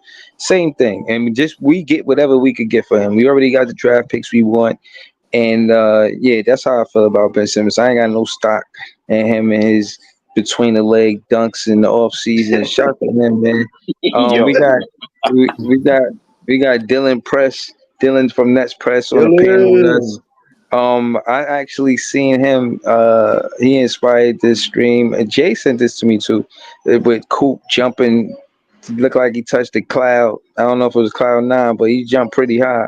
And yeah, man, he was at the Rutgers and the Legends play there. So he's doing that in New York. I think that's interesting. You know what I'm saying? To say the least. But I wanted to ask Dylan, first off, how you doing? And what do you think about Coop playing at the Rutgers? Can you guys hear me? I just want to make sure. You gotta turn Nah, up you your mic a kind little of bit faint. more. It's kind of It sounds faint. like you far away. It sounds like you far away Yeah, from your mic. Is this a little better? A little A little, better. a little yeah, bit it's a better. little better. I gotta. I had to get a new computer, my MacBook. I dropped a bottle of cologne on it about 2.5 months ago, and it shattered the motherboard. So I'm on some bullshit Chromebook now. So don't Oh, mind me. Uh, Oh, Jesus damn, bro. Christ. listen, man. Listen, That's a double L. That's a double bro. L right there. The cologne Yo, and the chill laptop. easy. A two Nah, grand that hurt right computer there, bro. compared to a I hundred felt and the eighty pain dollar right there. You computer. I said gotta I gotta do what I gotta do. I feel you. I feel you on Nah, that. but it's interesting because the Ben Simmons situation for this upcoming season, it should frighten some fans because has he let us down time and time again? Yes. But Yes. there is always that Nets luck that will give us a healthy Ben Simmons in a year that we need to tank. And from the reports Facts. I've heard, from the people that I've spoken to, he does look much healthier than he has in years past. Does that mean mentally on the court it's going to translate? Potentially not, but as a fan, it's concerning to think that you could witness a Cam Thomas All Star caliber leap. I don't think he will be an All Star, but a snub has some potential. Nick Right. Claxton being able to get more looks on a rebuilding team, and then a potential Ben Simmons, All Star healthy version of himself that could really ruin the tank. Um, so Mhm. it's concerning, but all in all, it's a win lose situation. Either Ben Simmons comes back, he's unhealthy, and it's the end of his career, which is sad to say. But we land in the top three, or he Nah, comes he could back play. healthy, with the risk of potentially ruining our draft stock for this year. Ben could play for Australia, Dylan. But Jay is opposed to this taking idea. Yeah, Jay, I want to hear and Dylan go, you know what I mean, at it about the whole taking and not tanking thing. Because Jay has an opposing idea. He basically said, What? why tank if we're a good enough team to compete? You know what I mean? Oh my God, I'm tired of this, man. Why we keep on doing this, bro? No, no, no. Bro, This is the He's bro, first on time. fire bro. tonight, I man. I I hate this, bro. Why y'all keep on doing this? I feel like y'all do this on purpose, bro. I really feel like y'all do, and I think I'm starting to Bruh, believe y'all do this on purpose, bro. Because, bro, bruh. why retool when you don't have the assets to retool, and then when you retool, you're at the bottom of the barrel, I bro. got, I gotta inform the chat. I did ask Jay this question. You know, I beware of Easy. I did not ask Easy this question. And again, Nets fans, every Nets fan feel different about this situation. We know Ease feel it. We know Easy's feelings on this, but I definitely want to hear the opposing idea just because I'm a Nets fan advocate. You know, I want to hear both sides. You know what I'm saying? So, if Easy will, let Jay answer this question, please, because Oh, my fault. I My just fault. Go ahead, Jay. My fault. Go ahead, yeah, my boy. I Go do ahead. want to My hear fault. his thoughts on it. Yo, me personally, I just don't like the losing mentality. I don't want losers on my team. I don't want people that's comfortable with losing. I don't want niggas that like losing. And that's it. Like at the end of the day, if we ask, we ask, but we better be mad about losing and we better be fighting. And then that's when we ask. We the worst team. We deserve the spoils that we get. But I ain't with going out there losing on purpose. Like if Ben Simmons come out there and do something good, the first thing they gonna do is trade him.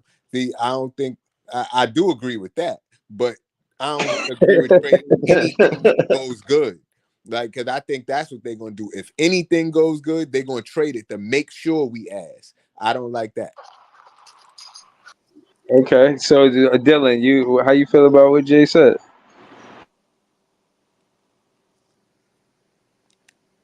All right, Jay, you got it, man. Dylan don't want no parts of that. Know what I mean? Whoa, My fault. whoa. My fault. My fault. Oh, nah, there you go, there you go. What was the That was a topic again? nasty word question. That was a I got a nasty word little right there. lost. So what are we talking Jay, about? Not wanting to tank? you right. Jay said Listen, he want to see us compete. Basically, he don't want to see us lose on purpose. Did you not see us compete last year? What did it do for us? Yo, Absolutely Wait, nothing. we were competing? Yeah, That that was was us competing. competing. That was That competing. that was competing. That's what competing with a dog shit team does. You want to do it again? There's no need to try and force your way into a playing spot when you have no opportunities to win a playoff game. At this point in time, you have a generational draft class right in front of you. Whether you're Facts. pick one, you're pick two, pick three, pick four, you are landing a high caliber, potential all star caliber player. You do not take the risk this season in winning. We can sit and wait one more year. I promise you, I've been a fan of this team for 22 years of my existence. It is not going to get worse than what we witnessed in the early 2010s or the late 2000s. It's not going to be nearly as bad. It is a 1 year rebuild. If you get Ace Bailey or Cooper Flagg, you are already in conversations for a player like De'Aaron Fox in 2026. There is no Ooh. point of trying to win this season.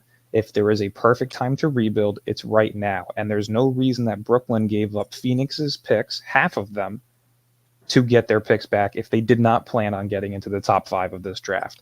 So the tank is happening whether people want to realize it or not. It's for going to 2 years. depend on the players and what they do on the court, though. Are we going to see some greediness from guys like Cam Thomas and Ben Simmons who are in contract years? Are we going to see guys like Cam Johnson and Dorian Finney-Smith play a little pissed off because they want to up their value and get the fuck out? Who knows? But at the end of the day, this team is not meant to win.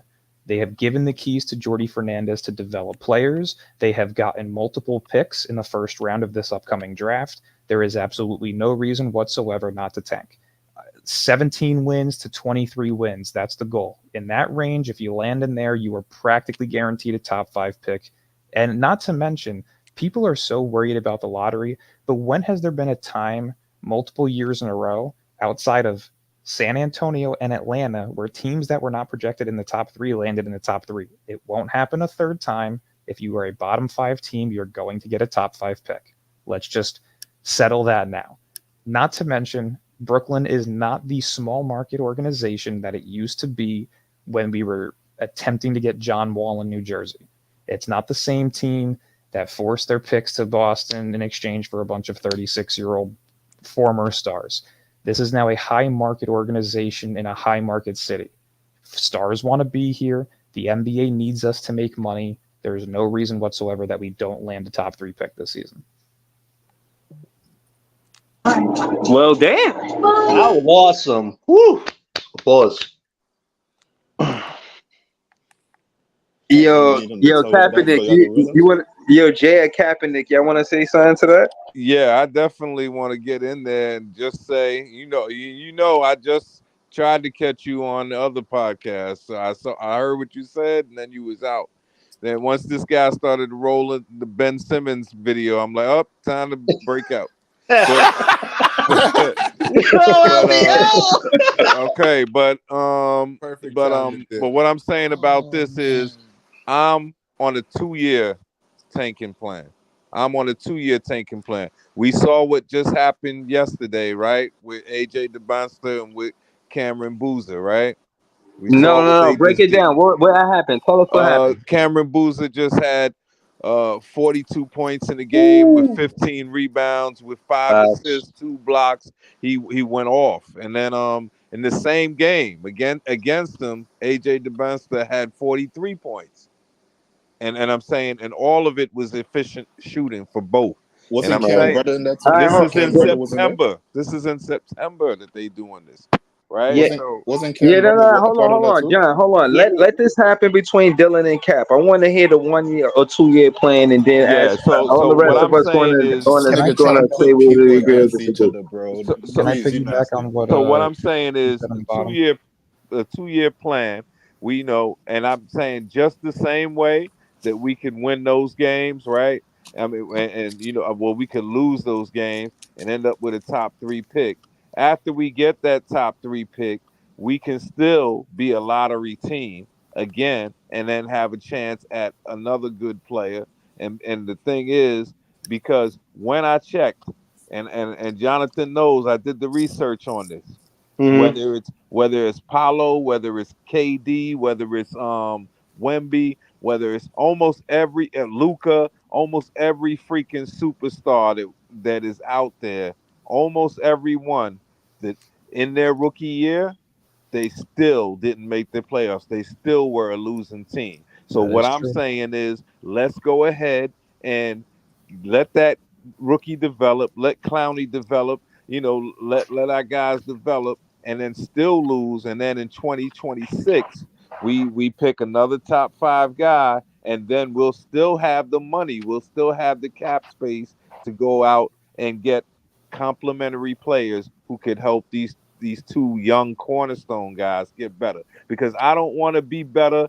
Jonathan knows I took offense to him saying, well, in 2 years, the East might be more wide open. I don't want to talk about wide open. What I want is a Nets team that from 3 years from now is on the way to start and winning 50 games like 10 years in a row and really compete. Not know, oh, Oh we shit. backed in or anything like that. I want us to win consistently. And then we could do it if we have young guys and a couple of guys that could help us get there. But we're not going to do it if we keep chasing these old guys or these guys. I don't want Facts. Embiid in 2 years. Two years Embiid will be 32 going on 33, and he'll probably be costing like 65 million, and he'll be breaking down. We don't need that. What we need is young guys, the same way that we did it back in the 90s with we got Derek Coleman. Guess what? He won Rookie of the Year. The next year we got Kenny Anderson, right? And then we started building the team. And then guess what we did after we got both of them?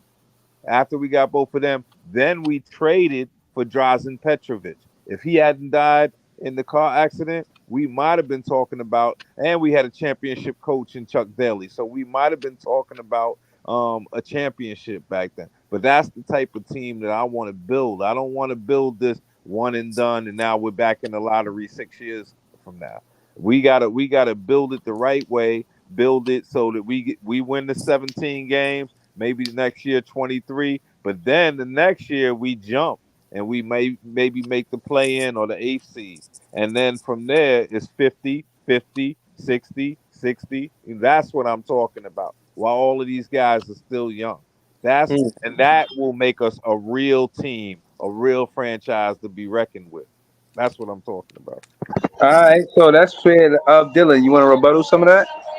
Yeah, I mean, I couldn't agree more. I think personally, uh, you know, with the signing of Jordy Fernandez, with bringing in guys like Zaire Williams, keeping Nick Claxton, there's 2 point guards out there that if Brooklyn lands Cooper Flagg or Ace Bailey, I can see them accelerating the rebuild within that year.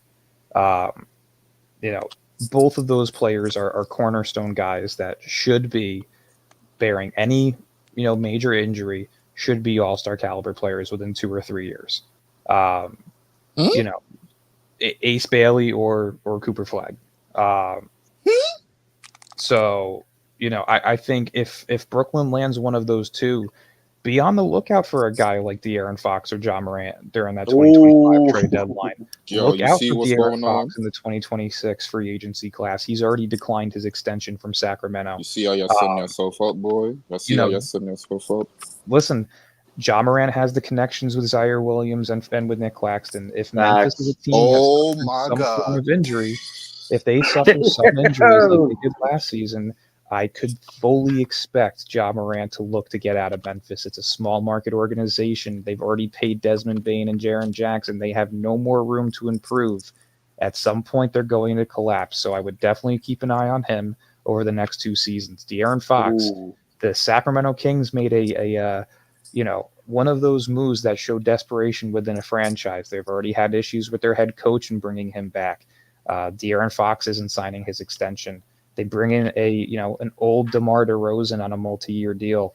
They really have no room for improvement. So, over the next 2 years, I see those two players being the potential fits in Brooklyn at the point guard position long term, because, like you said, the next two draft classes are wing heavy at the top.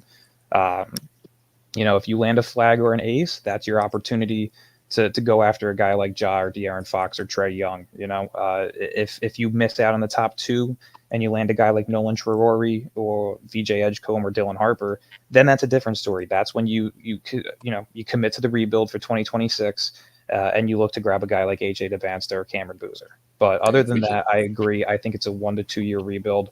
I think we have the young role players in Noah Clowney and Jalen Wilson, even Dariq Whitehead, that could really solidify our bench unit. We're just really looking for that star wing and that star point guard. I think that's And, something easily able to be obtained in the next 2 seasons. and it's Right. That's what's up. interesting. Yo, It's hold interesting on. that you say that. I want to Go see if ahead. Iceman agree. Iceman, you agree with the Yep. 1 2 year rebuild? Yeah, that's about right. I think it might be only one. Because like I Oh said, my God. when I said on my podcast, yo, they got about 15 young players on the 25 right now. There's only five veterans on the team, or six, 5 or 6. Everybody else is young, so they already have young players. Then they go into the 25 draft with another 5 draft picks. They would 6. already ran through like 20 young players if they choose. If they draft all 5 players, that's 20 something young players they would already have. So you know what I mean. And it's a quality draft, so they could go 1 or they could go 2. You know what I mean. I agree with that. We actually have 6 picks. We have 4 in the first round, 2 in the Yeah. second round as of right. Right. That's not to say that Brooklyn doesn't try and add another first round pick this year. Ooh. And what else? But Is- also on top of that, Dylan, though, one of the things that I would look at is, because there's a possibility that we might end up with a Dylan Harper, and then we have to ask ourselves: is a combination of Dylan Harper and AJ DeBanster, no guarantee that we'll get him, is that better than Cooper and say De'Aaron Fox down the line? Because the one thing that happens with De'Aaron Fox is he's going to be at the point where he's going to be making almost freaking 55-60 million dollars. Mhm. And that's a lot of money to be given that. And what I'm saying is the reason I didn't mention Ja, who I believe will be available. He's one bad Memphis season away from being available. But I the agree. thing is, he gives me those, because of the way his game is, the recklessness of his game. I'm not sure I want to sign him to a 5-year deal, and then you end up in the Derrick Rose situation where he hurts himself, because he's got to learn how to play more conservatively. He cannot be throwing himself at the rim and everything. That's not what we need. I mean, it's spectacular I to hear you. watch, but it's not a long lasting formula. You know what I'm saying? So, Especially for a so little guy. is it fair to say Fox is a better floor general than John Morant? Well, here's how I would break it down. I think when you're looking at the two players, both are incredibly talented point guards for their size, especially in today's NBA. Both have the athleticism. Both can create their own shot. Both can play make.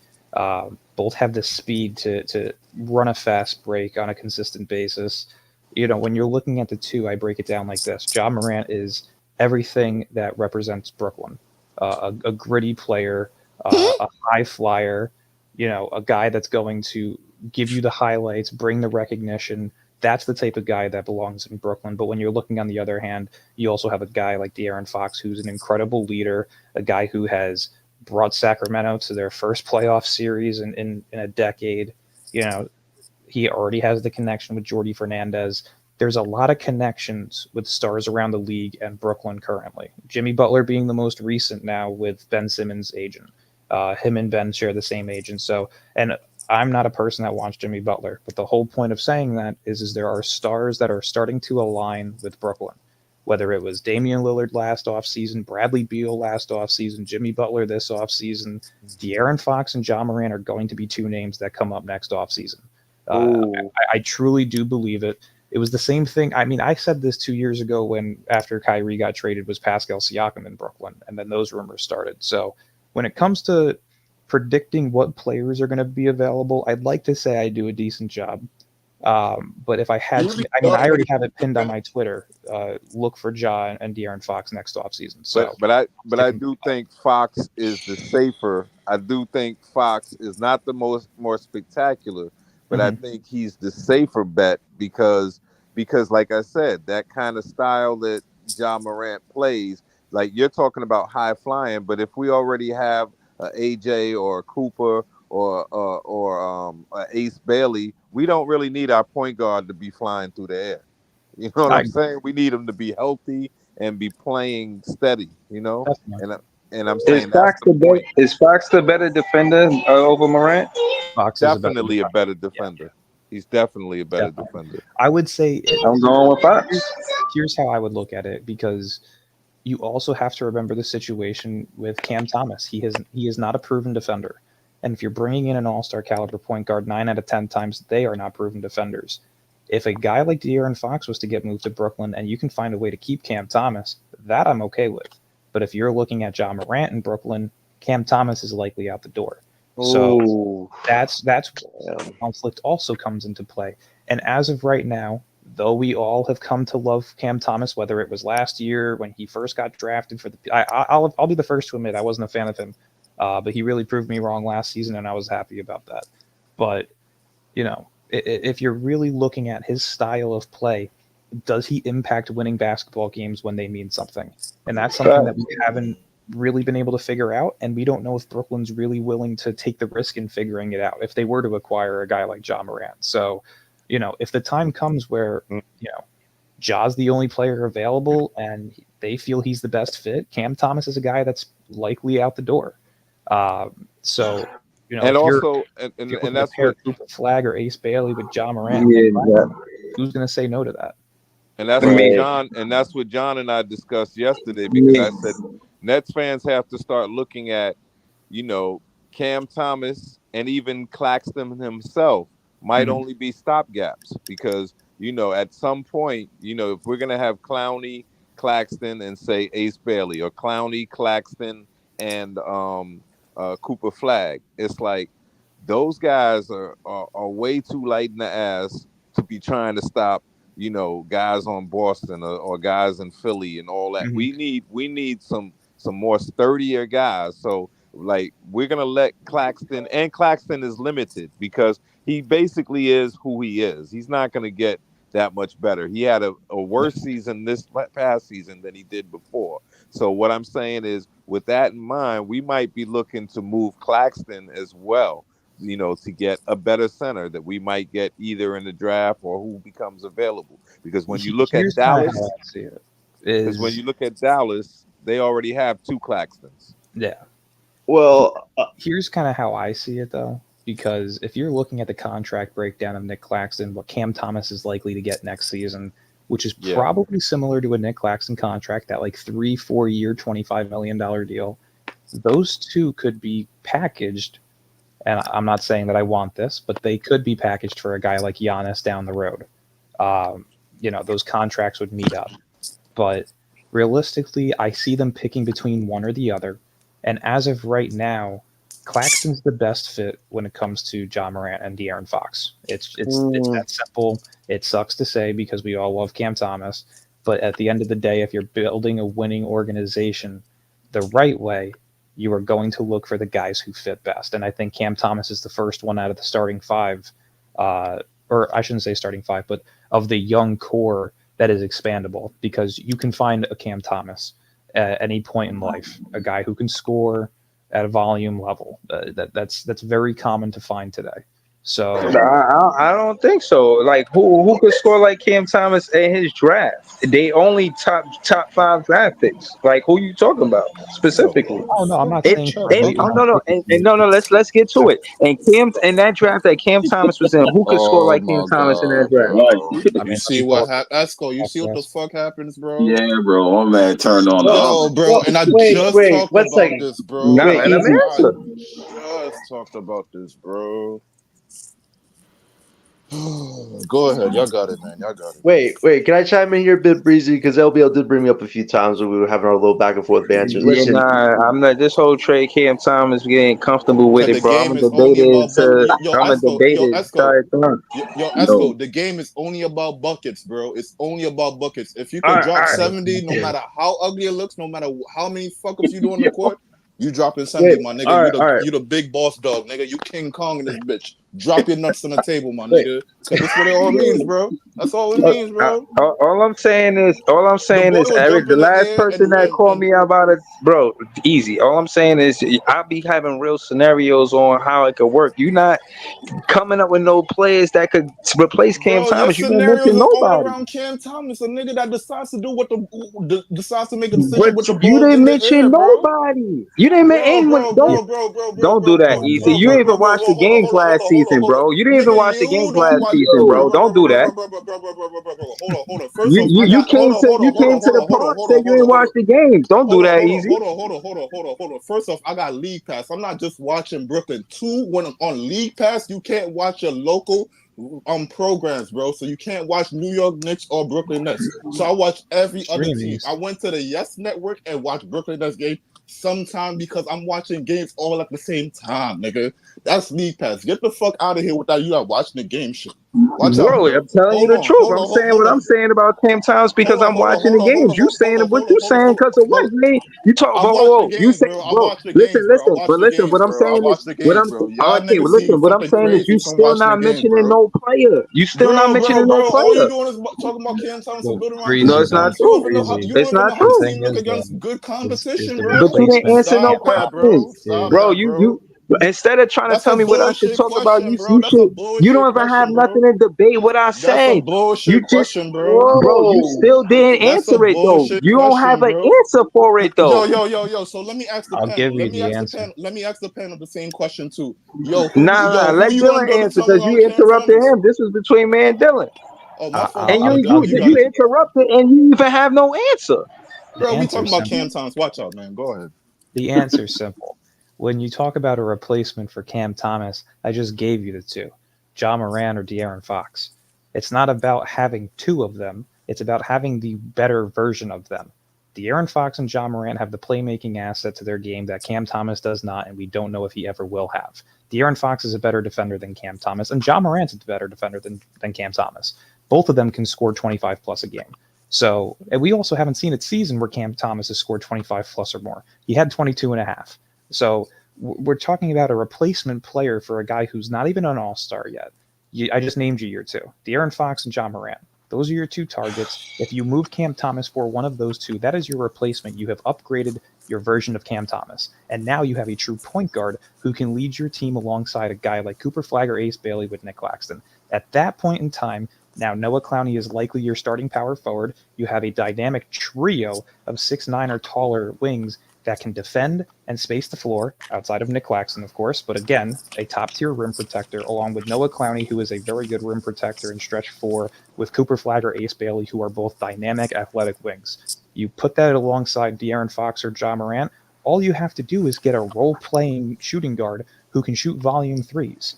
A guy like Luke Kennard is a perfect fit at that point. No, So no Luke Kennard, bro. No Luke Hell Kennard. no. No Luke See, Kennard, this bro. is where I got. Hold on, let me stop. Me not why- replacing Luke Kennard with Cam Thomas, bro. That shit is ridiculous. Oh, you didn't And hear him and just now, bro? and John Morant and Darren Fox, they point guards. They don't do what Cam Thomas do. Case in point is you're gonna see Cam Thomas in off ball situations, and more times than not. Hold on, more times than not, De'Aaron Fox and John Morant score the ball on ball. They're not playing off ball like Cam Thomas. Cam Thomas played off ball more than De'Aaron Fox Fox is an and John incredible Morant. off-ball player. What do you mean? De'Aaron Fox is an incredible off-ball player. He had one of the Oh best my catch and shoot God. 3-point percentages in the league last season. All This right, is well why he you played, watch other teams. This is why you watch but other teams. not John Morant, not John Morant. Yeah, I say De'Aaron Fox could be a slasher because the power forward they got in But again, wait, hold on. But your they argument power is that forward. But neither of other them than do that, what Cam Oh Thomas boy. does when they both do what nah. Cam Thomas does, but better. Fox can shoot.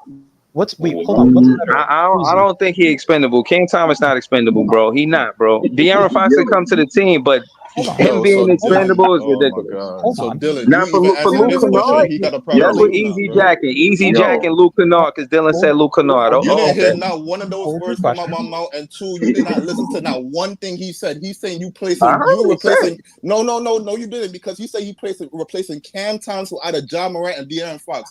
I don't know how your mind went to Luke Kennard when you said all you need Bro, at that point is a spacing shooting two-man that could space out your court and give your guard more space to operate. Yes. I don't know how you heard Luke Kennard when he brought up John Yeah, Morant and Luke De'Aaron Kennard Fox. was not the replacement. How you're looking at this is you are getting a star who is better than Cam Thomas. You just said that he cannot. Neither of the two players that I mentioned can do what Cam Thomas does, which is bullshit because both of them average more points, more assists, and more rebounds. So at the end of the day, they do what Cam Thomas does, but better and more efficiently. They are also both solidified all-stars. Why would you not want to replace a guy who could be an all-star with a player that is already an all-star and doing things that he may or may not ever do? Why would you not want that if it comes to the point where you already have drafted Cooper Flagg or Ace Bailey and put them alongside Noah Clowney and Nick Claxton? Why would you not want that? I don't think we need to replace Big Cam or either or. I think both of them could be on a team. I don't think we gotta get rid of Cam Thomas. And for him to be a rookie and do all of the stuff that he did, and that's another thing, giving all of these free agents to go over the draft picks. This is another thing that's wrong with the culture. Thinking that the free agents is gonna come here and be the saviors when our whole trajectory is to build from the draft.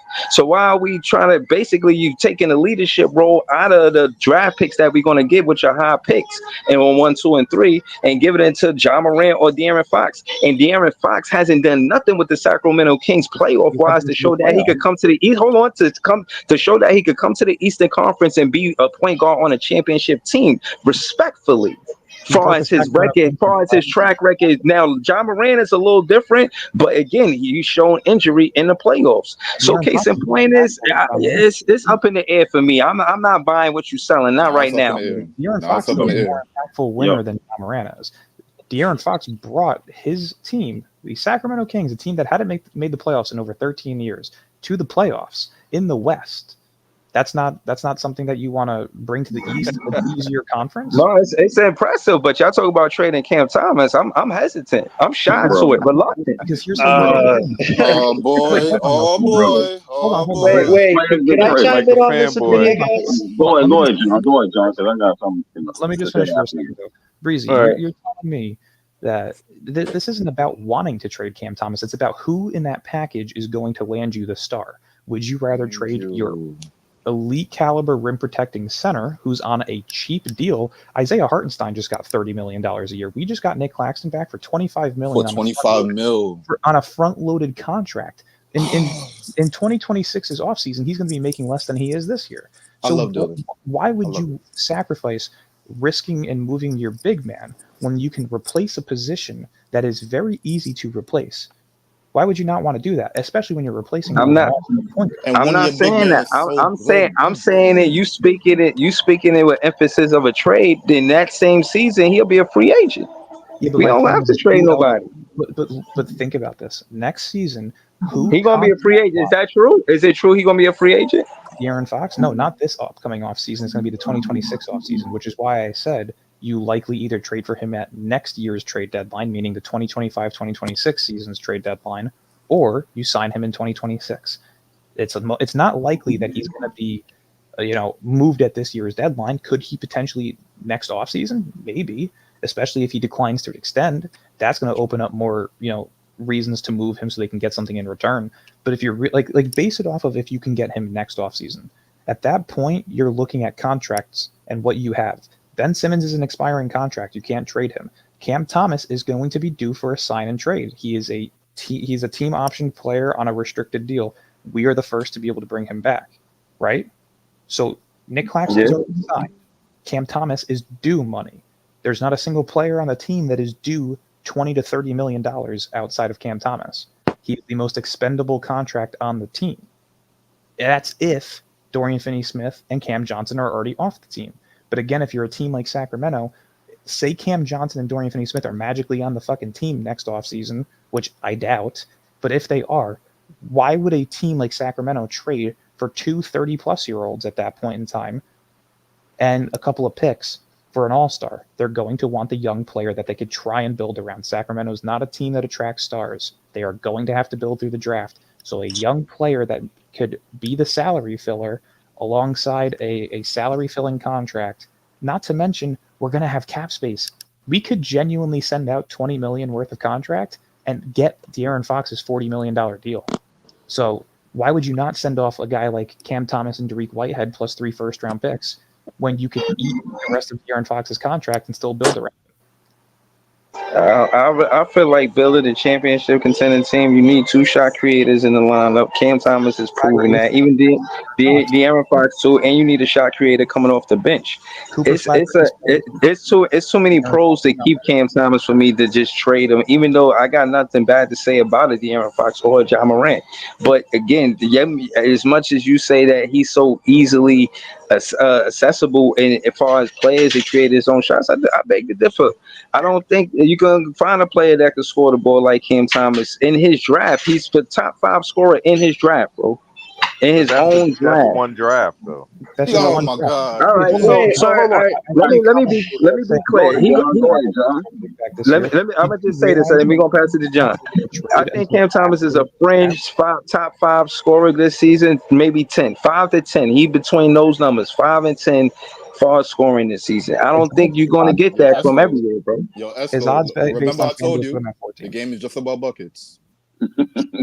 I ain't never said that. The game is not. Go about ahead, buckets. John. Go ahead, John. My fault. Go ahead. Y'all got it.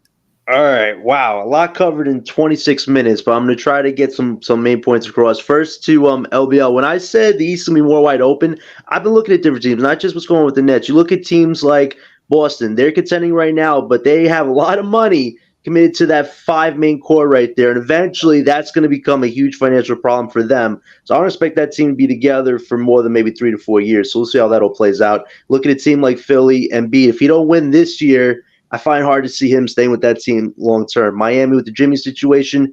There are a lot of teams that have been running the East the last decade that are about to hit those turning crossroads. So I just think with Brooklyn, like you said, if we play our cards right these next 2 drafts, we get a Cooper Ace, and then we get one of the Boozer twins or AJ, we could be set to really not only compete and contend the right way, but make the bigger moves. And I want to Dylan, I appreciate you bringing up Ja Morant or Fox, because ultimately, I think after the 2026 draft, we are going to be armed not only with more draft assets, cap space, we can make those big moves around that point. And honestly, we look at this next summer, does an Ingram, a Butler, or a Randall really get us anywhere other than a first-round exit? Do we really want to repeat the same mistakes of old? No, we don't. But when we talk about what a Fox or a Ja Morant can do to this team, we could really be on a different level, especially if you have an Asa Cooper or one of the Boozer twins or AJ alongside who we got right now.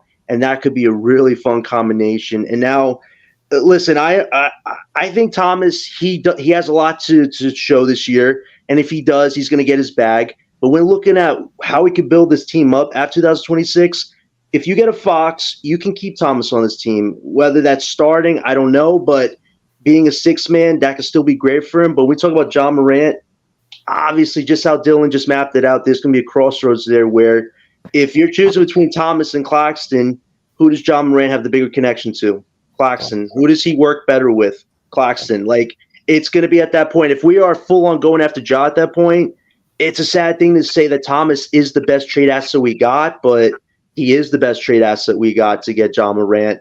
And like Dylan said, if you can upgrade to John Morant from a Cam Thomas, not saying that this has anything to do with Thomas's lack of scoring, because his scoring is great, but if you can upgrade to a Morant, you have to make that move. And Sean Marks, I get Sean wants to do a keep things laissez-faire, the right way type thing. But if John Morant has no drama these next 2 years and he's still playing at a high level, you got to make that move. You can't be hesitant just because of some bad baggage if the goal is to win. I have to touch on one of these comments, though, because I've seen this now twice where he mentions that we'd have. Read the comment. Read the comment first, and then touch on it. It says that Sacramento would ask for our 2025 pick. Somebody stop this. His other comment is, outside of picks and young players that will be sent for Fox, we also are going to need to move salary along. Reason why Zach LaVine is still on the Bulls. That's just not true. Ben Simmons is an expiring contract that frees up $40 million for next offseason. If the Nets were to go after De'Aaron Fox or John Morant next offseason, most likely not, that would mean that we have $40 million in free cap space, not to mention we're already going to be under the luxury tax. That allows Brooklyn to bring in more contract financially than we have to send out. So adding a guy like Cam Thomas, if you sign him to a $25 million deal, and adding Dariq Whitehead, who's on a $3-4 million deal, that right there alone can get you De'Aaron Fox with enough cap space to build around that. So that's just pure stupidity, and I think people need to understand that. The second thing is De'Aaron Fox isn't even a top 20 player in the NBA. What makes you think he's going to fetch the number 1 or 2 overall pick? That's not possible. It's not going to happen. Not to mention, Brooklyn is also not going to make a trade before the draft. Who trades for a star if they have a top 3 pick before the draft? Nobody does. That's wild crazy. That's wild crazy. I love our fan base, but sometimes you guys got to use your brain, because that is. Thank you, Dylan. Yo, thank you. You fucking finally said it, man. I love you, my nigga. All right, Ethel got up to this. Wait, let us know. Yo, my heart, I love you, dog. You talking straight facts, dog. I'm dying for somebody to say that shit, dog. I'm dying for somebody to say that shit, dog. Come on. Wait, let us go chime in real quick. Have the mic, bro. My fault. Have the mic, bro. Oh man. Yeah, but on what players the Nets look for in the draft, they usually have not since I've been scouting, and what they've been looking for in the last 2 years, they don't look for centers. So I don't think Nick Claxton is going anywhere. You know what I mean? They scouted. Yes. Hold on, they scouted one center and maybe 2 point guards. The rest were all wings, power forwards, that type of stuff for the last 2 years. And not to mention, this draft, these next 2 draft classes are wing heavy. Like, I don't think people understand. We are getting a generational amount of wings that have Hall of Fame potential. Cooper Flagg, Ace Bailey, Cam Boozer, AJ Abanston. That right there is something that you don't make an attempt to ruin or get yourself out of. One way or another, you have to add one of those 4 players. That's just how it is. And he mentions that we traded Favors for D. Will. You do realize we're under new management, right? This isn't 15 years ago. Sean Marks just proved that he is a rebuilding GM. He finally grew a sack, and he made the move necessary to put Brooklyn in a position to obtain a top 3 pick. He knows what he's doing. He did not know what he was doing building a championship caliber team. They have mentioned that. They have already admitted to it. If you let the man do his job, which is fleecing other teams for draft capital and turning that draft capital into gold, look what he's done with Cam Thomas and Nick Claxton, Day'Ron Sharpe. Look at all of these guys that he's drafted outside. Don't forget Jared Allen, too. Jared Allen, Look what he has done outside of the top 20. He has never had a top 20 pick. Give the man a chance to draft in the top 5, 1 to 2 years, and go and move those remaining draft capital for a star. Not to mention, if you look at our draft capital, we don't have our own 2027 pick, but from there on, we have our own picks. After this upcoming draft, our 2032 draft picks will start being tradable. So you would have 5 to 6 first-round picks, I believe, from other teams that are tradable before we even have to move our own picks. Not to say that if we trade for a Ja and it takes 4 first-round picks, that one of our own picks won't be involved in that. But the fact of the matter is we're not going to be giving up 6 first-round picks of our own like we did for James Harden. We're going to be able to move the remaining picks that we have from Dallas and Phoenix. We're going to be able to move that Philly top 8 protected pick. Those are picks that are going to be able to be used in a star deal. It's not just going to be Brooklyn picks, which is still going to put us in a position to draft moving forward while contending. People don't seem to understand this, though. And that's what we want. 50 wins every year and an improvement, steady improvement. Right. And can I just say this? I could Let's just cry. say this And too. Man, again, I could fucking cry right listen. now. I just want to say, and all that, even it being valid, bro. Malik, what's his name? The dude that used to play with Fox in college, Malik Monk. They just signed him, bro. Like I think De'Aaron Fox wants to be his teammate. They paired them together. Like the same way they doing with the Knicks is the same thing they doing with Fox and Malik Monk, bro. They want us if they were winning in college together, and I think Malik Monk signed like a 3-year deal. I If think that was Fox stays with Malik Monk. As long as Malik Monk is there, I think Fox stays there, bro. Oh, they both went to if that was Kentucky, the right? case, Yeah, right. yeah, they were Yeah, both Kentucky. but They were the ones that Breezy. took down Duke that one year, I believe. Yeah, Okay. Oh yeah, no, but I'm sorry. They Breezy. took down UCLA with Lonzo. Hmm. What's it called though? No, but the point of the matter is De'Aaron Fox would have signed a supermax extension already if Malik Monk was Right, the deciding factor. He hasn't. So right. I think that speaks volumes. Not to mention De'Aaron Fox, like I said, has that leadership mentality that Brooklyn needs. He is not a guy that's going to want to sit in a situation where Sacramento has minimal cap space, a very, very weak bench in a conference that is much more difficult to win in. I don't see him staying there for another 2 years. I don't see it happening unless if they find a way to flip, Keegan Murray and They're DeMar not DeRozan flipping for Keegan a Murray. fucking They're not gem. I flipping just don't Keegan. see it happening. Real Right. quick, real quick, Dylan. Real quick, John. I'm gonna give you the mic. Real quick, Dylan. The only thing I want to just give pushback on is when you put these names like John Morant and De'Aaron Fox out, because like how you said, I love the fan base, but sometimes y'all get certain shit in your mind and it just turns y'all left sometimes, bro. It's like they don't even do their own research. Like he just said, yes, it's going to be the Knicks picks, which are gold, which is our gold mine. You do realize our gold mine are our next 2 years worth of picks. It's not the Knicks Our Exactly. own picks, not no It's Knicks picks. not If the Knicks. anything, Yeah. those The Knicks Knicks, picks Our could be trade destiny. assets. Yeah. Those are those trade Knicks assets right there. picks, those Knicks picks are our assurance of obtaining another star if we are to draft a Cooper Flagg, Ace Bailey, or Dylan Harper. I Right. fucking love Facts. Dylan, man. Come on, man. Who in their right No, mind yo. thinks that we're going to rebuild for 5 years? That's idiotic. That's stupid. We We are do it going for to 2 Yeah. use years. if No, that listen. You and Cap, you and Cap are right about the 1 or 2 year rebuild. Now I don't know if I agree with Cap. To be honest, I don't really, but I do respect it. And just realistically, I do see more of a 2 year than a 1 year rebuild, especially if uh Cam Thomas is in that 2 year rebuild. And again, yeah, I'm not just saying it because I'm a fan of his game and everything is about offense, but I'm just looking at how championship teams are built, and they do have two shot creators, bro. but you're They missing got but you're shot missing the creators. Shot creators are not that easy to get, bro.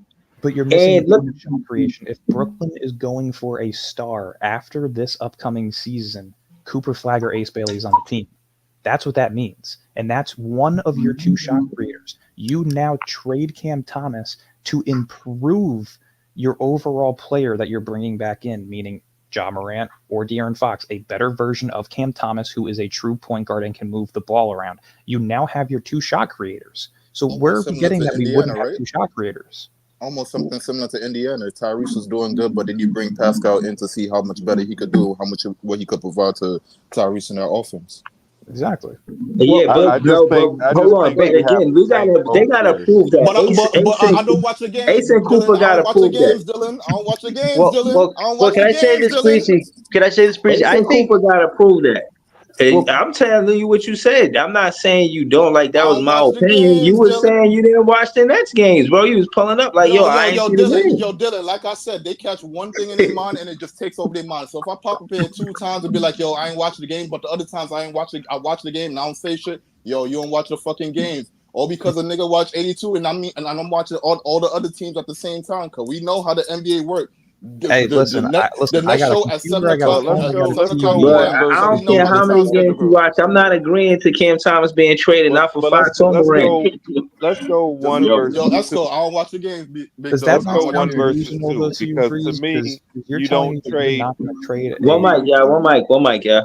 Breezy. You're telling me you're not going to trade a guy who's not even an all-star for a guy or two that are all-stars. You wouldn't.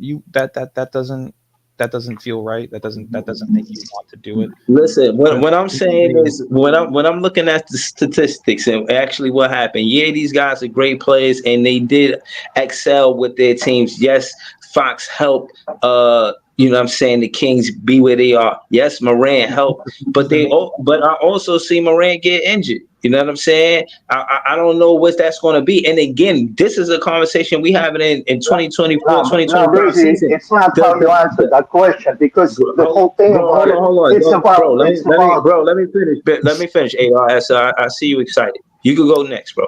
What I'm saying is this until shit we gotta see. stop right there with Dylan Listen. Brooks. Come on. You could go next. You could go Everything next. just I common got you. sense, my man. You listen. You could go next, bro. I got you. I know that's you in the comments. Y'all could go at it, bro. And I'm a stand on this. I am not. I'm standing on my square up until I see this season happen. Until this season happen, y'all wasting y'all time trying to get me to agree to any Cam Thomas trade. I want to see Very what good happens point. in this season, and then when I see that, and then I'll be more flexible, pause or whatnot, to say, That is okay, this, that, and the 22-year-old, third. man. But for Like, me, he's not not to give him an opportunity because you smooth with your words, hell no. I want to see Cam Thomas this season, and I want to see what he could do. And then It's not I'll about easy. revisit. We can We revisit gotta this actually. conversation. But no, I don't care what Fox and Morant did. I want to see what Cam Thomas can do in this season because he didn't have the same opportunities coming in the league as a Fox or Morant. We all know this. Hold on a So second, bro. respectfully. But you're telling me that you want to see what Cam Thomas can do on a tanking Nets team. What does that have to do with a guy like De'Aaron Fox or John Morant, who are solidified all-stars on contending teams making the playoffs year on end? How does that contending for No, what? I'm saying How he does didn't that have the Wow. Contending opportunities for they what? had to Whoa, win What their do whoa, you mean team. by AR, that? Oh wait, shit. whoa. Oh Chill. shit. Yeah, Yeah. I know. Yo, he brings the same energy on I the know you show, got family man. in your house, Cigar. Take Chill. it easy, man. We got mics on.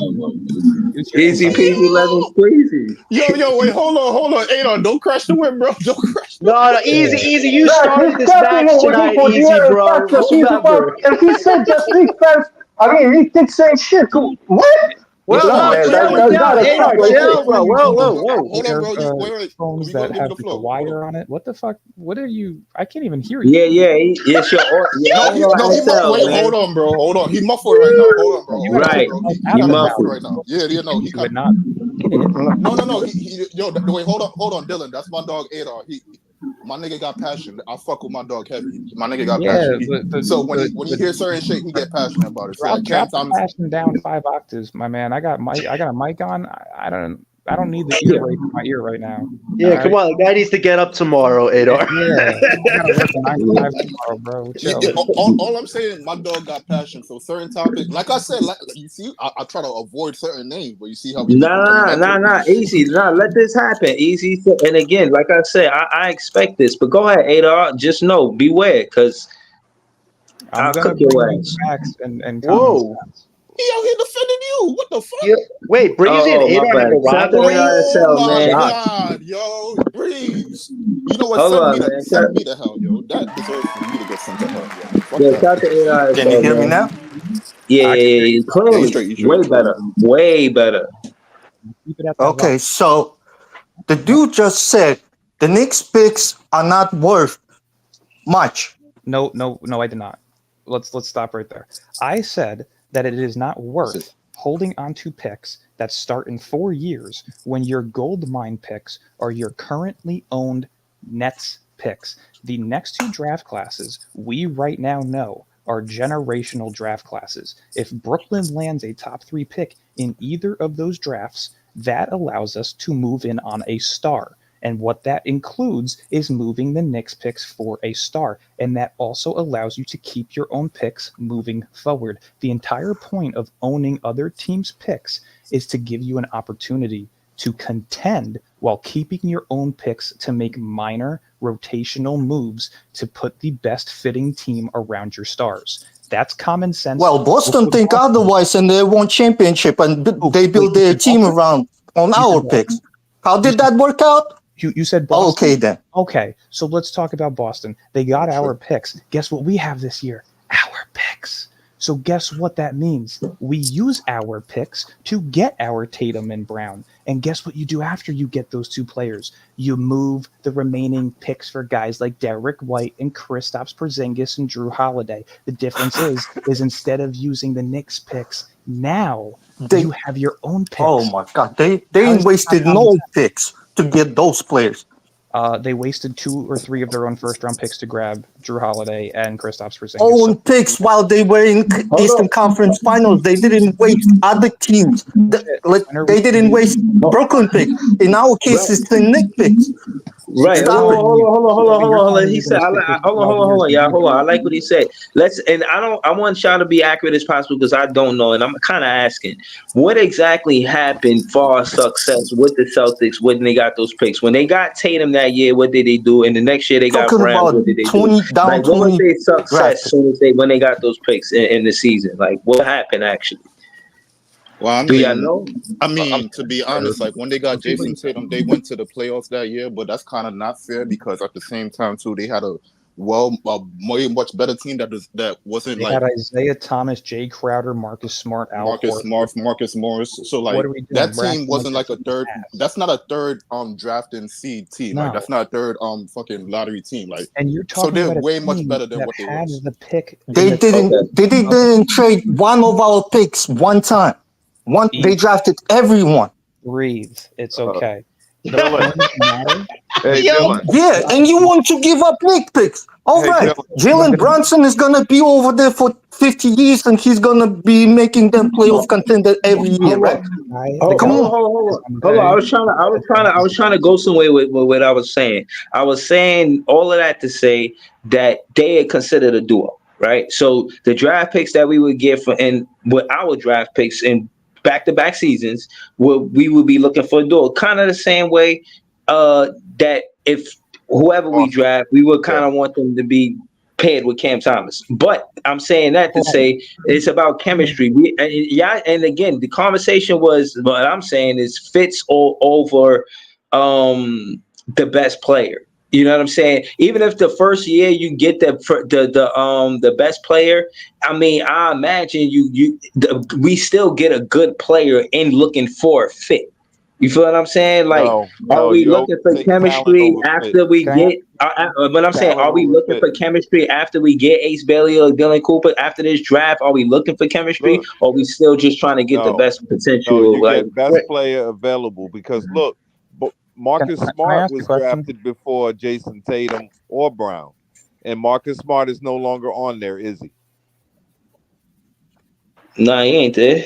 So that's what I'm saying. That's why and what happened to Marcus Smart could happen to Cam Thomas. That's what we're saying. When you want to win, you keep the best talented guys and then the next guy goes. And what I was saying also is Breezy, Cam doesn't necessarily we could re-sign him to the $100 million 4-year deal and just wait for Fox to become a free agent. We don't have to necessarily I ain't got no problem with that, but I'm not sending them no assets in Sacramento. Dylan not even talking about what type of picks and what type of salary he's sending over there. Come on, man. No, wait, Reese, can I respond to Adar for a sec? Adar, why are you flipping out about these picks? None of these Knicks picks are lottery. The only one that could be a lottery is in 2031, which is 7 years away. 28? Hold on, 28, 29, 30, 31. Are you slow?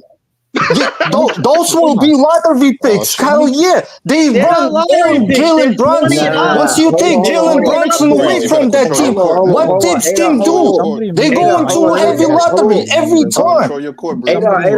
Before he has an answer. Yo, SL, cut the BS. Slow down. What BS?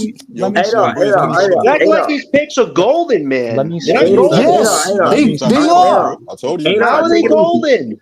Because they have lottery written all over them. Sean Marks picked them down the line for purpose. Jalen Brunson is 28. Adar, hold on. Adar, I'm trying to tell you something.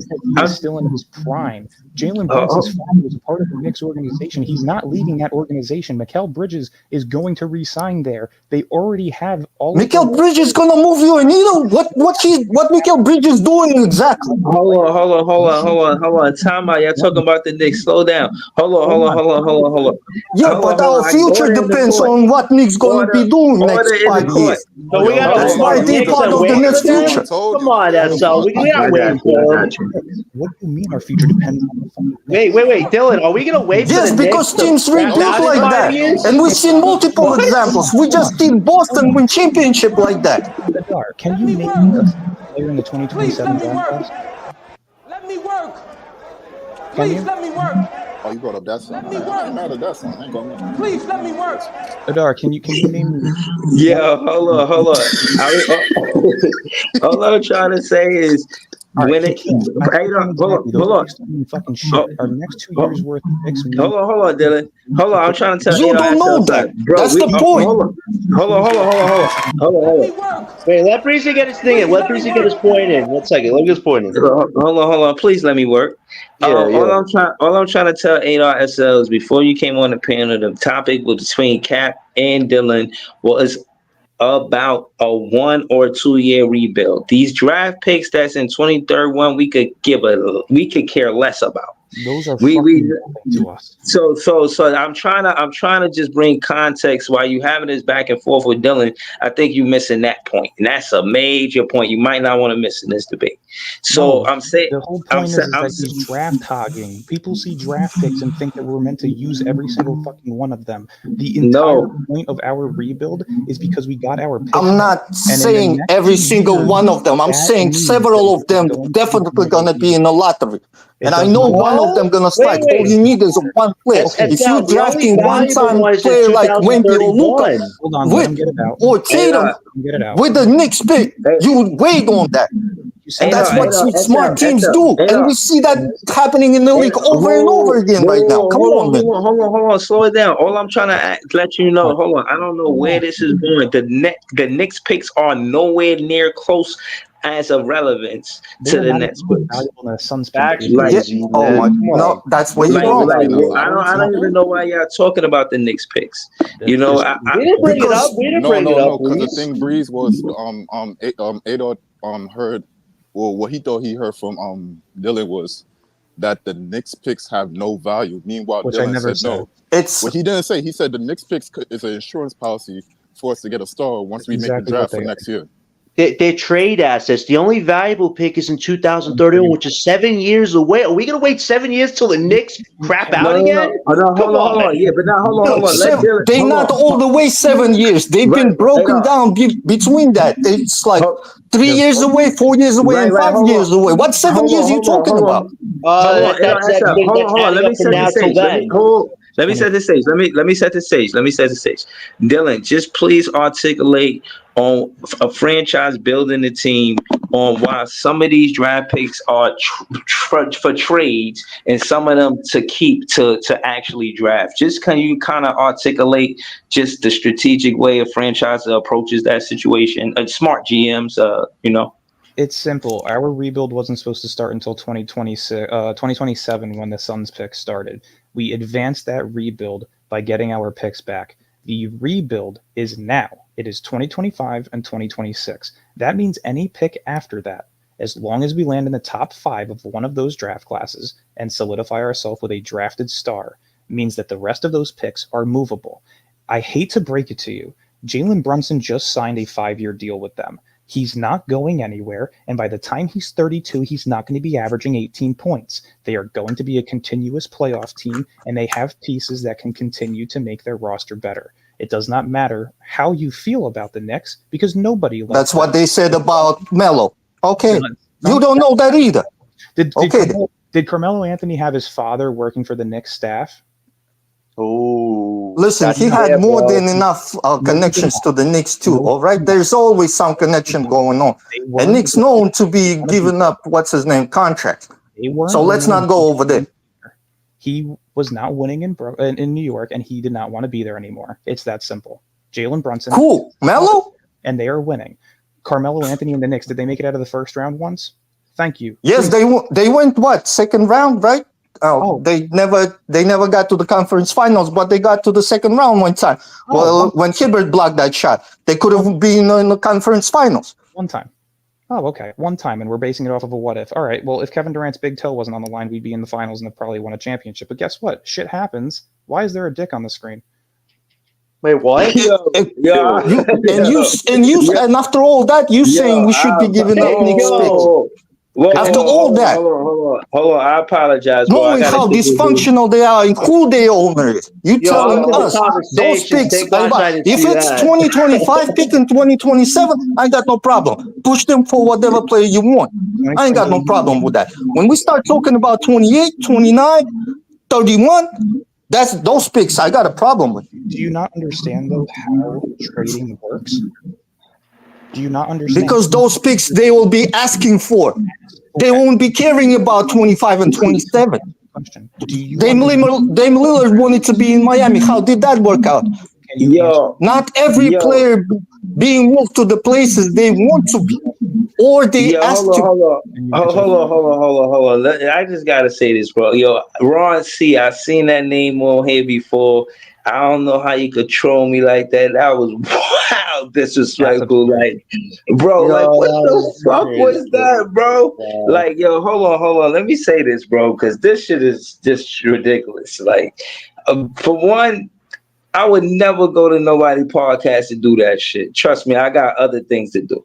For two, bro, don't ever disrespect me like that again in your life, bro. That shit was crazy. For three, this ain't that kind of party, from what I can see. You know what I'm saying? You might be in the wrong room. You know what I mean? You might be in the wrong room. I'm not saying there ain't places for that. I'm just saying this is not one of those situations. You know what I mean? So again, I apologize to the panel. I apologize to the chat. I gotta apologize to the fans that's watching because trust me, they didn't expect that. I definitely did not expect that. You know what I mean?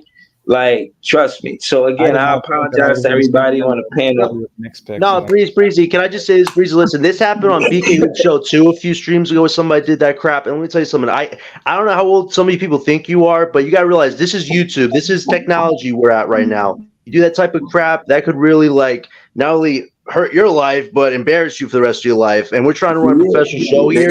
So with all due respect, let's cut the BS, man. Hold on. LBL, he on the panel with us. He said Ron C on some Uncle Shay shit. Listen, this shit is crazy, bro. Listen, listen, I just want to say I got over 1,000 videos and I got 700 and something subscribed. I think 730. Right? I will take that 730. I respect that 730, but that's a 730 with integrity. I'm not fitting to do nothing wild and crazy for me to get my subs up. You know what I'm saying? I hope y'all enjoying the content. Hopefully I can bring y'all better content soon. But damn, bro, I apologize. That shit was wild crazy. And I was trying to get it off before anybody. My fault. Before anybody said something. I was pressing the wrong button. That's on me. Dylan reported it, man. I was pressing the wrong button and shit. Like, all right, can I break this shit down without getting interrupted? Yeah, nah, please, man. Go ahead. The Knicks picks hold no value to us as of right now. The entire point of our rebuild is surrounded by our next 2 years worth of picks. Please stop speaking. I can make you understand this. It's not hard. It's actually basic common sense. The entire point of a rebuild is to rebuild now. You don't rebuild 5 years from now. The entire point of why we got our picks back is because we are going to not be rebuilding by the time 2027 hits at the worst. We could be done rebuilding by next year if we actually pull this shit off correctly. But the point of the matter is you're telling me that you're going to hold on to picks in 2029 after Jalen Brunson already re-signed and they still have Julius Randle plus trade assets plus salary fillers that they are going to eventually. What trade? Oh my! See, that's your problem. That's where you're wrong. That's where you're wrong. The whole thing about it, you don't plan for like 1-2 years, and after that we're gonna be doing this and that. It's not happening like that. Every time when you start planning something, you have a backup plan, and the backup plan is always how much assets you're working with. No, that's why nobody seen. Hold on. Oh my SL, God. tell So us your can I backup finish? plan. Okay. Hold on, SL. I want to hear your backup plan because Dylan, in all fairness, did tell us what the plan was and how he see things fit and so on and so forth, right? So hold on. So We had the plan with KD. How did that work out? Hold on, SL. No. We're not that worked out yet. We didn't see it happen. But he did articulate or how he thinks it should happen. So I'm asking you. We giving you the floor. Hold on. We giving you the. Hold on, Dylan. You're acting like Jalen Brunson is Kevin Durant. He had to stay in New York for the next 5 years. I'm not saying. I'm saying that you have to have a second plan and a backup plan to it. And you just laying out one way. It's not gonna work that way. That's why most GMs get fired. You gotta have a backup plan to a backup plan. That's why all the draft picks are valuable. Brooklyn just did that. Our plan was initially to see if Mikal. We just got lucky to be. But Knicks came out of nowhere and bailed us out. Anybody seen this Knicks trade coming up? What they gave up? Anyone seen that? For Mid-Kill. Who the hell is Mid-Kill? You're not even speaking properly. Calm the fuck down. Nobody. Yeah, take it easy, bro. He's a Nets fan. You're talking from one Nets fan to another. You know what I mean? It's not like that's nonsense. That's the whole thing about. No, it's not nonsense. You just don't have the basic brain capacity to understand what we're saying. So if you'd shut the fuck up. Oh my God! Yo, listen. You start insulting. I'm gonna start insulting myself. All right? Did I curse or say anything? Hold on. Nobody got to insult. Hold on. Nobody got to insult nobody. All I'm trying to say is this. Is that he gave us a plan and basically broke down. He was talking about De'Aaron Fox. Me and him, we actually disagreed on the matter. So again, everybody's talking. Everybody's just talking basketball, but it was mainly Dylan and Cap. They was talking about the 1 or 2 year. Me, I'm kind of leaning towards Cap because he ain't talking about trading Cam Thomas and Dylan is. So I'm not really jacking with Dylan talking about right now. Shout out to Dylan though. Subscribe to his podcast, BK Network podcast. And again, we just got into a lot of stuff. We didn't even get into the commercials. He got a whole podcast. I could check out his content. Iceman got a podcast. You know what I'm saying? It's a lot of fans in here, man. Shout out to all y'all. And again, we don't necessarily have to agree, but if we all want the Nets to win, we definitely gonna end it on a note where we agree on something. You know what I mean? But that being said, even if that's the one thing we agree on, you know what I mean? We just discussing how. And I'll be honest with you. You saying we need a backup plan outside of 2 years? I don't want a backup plan out of 2 years, ARSL. I don't want to wait more than 2 years. I'm with Cap with getting the back-to-back picks like Boston did. I'm with that. If we got to do that and that's what it takes and that's how it go, you know, I'm not a GM for real in real life. I'm learning the game. I'm just big fan Breezy. You feel what I'm saying? But if that's the best way to go and if that's the best way to build this team, this franchise, I'm kind of with it. Now I'm listening to the other ideas. I hear the 1 year idea. I like a lot of what he said, but the trade in Cam Thomas, I kind of fall back. You know what I mean? But so I'm saying where I agree and disagree, I'm not just trying to argue with the dude. You feel what I'm saying? Taken down, bro. This page getting taken down, bro. The difference between 1 year rebuild and 2 year rebuild is who you gonna bring in over here for the salary cap we're gonna have, and what's his name? What assets are you willing to spend? And that's where me and Dylan disagree, Breezy. That's the whole thing about it. Once we start bringing the name like what assets are you not willing to spend, ARSL? What assets is just a no go? The Knicks picks. The Knicks picks will be one of them.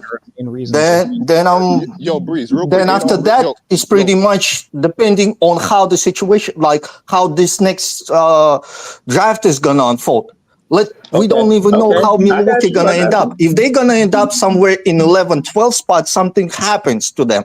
Like we know if Giannis is gonna go down, that team is not winning 50 games. And last year we seen that between playing team and what's his name, second seed, there was 2-3 games difference. And if they're gonna drop into 12 spot somewhere over there, we can draft somebody like, let's say.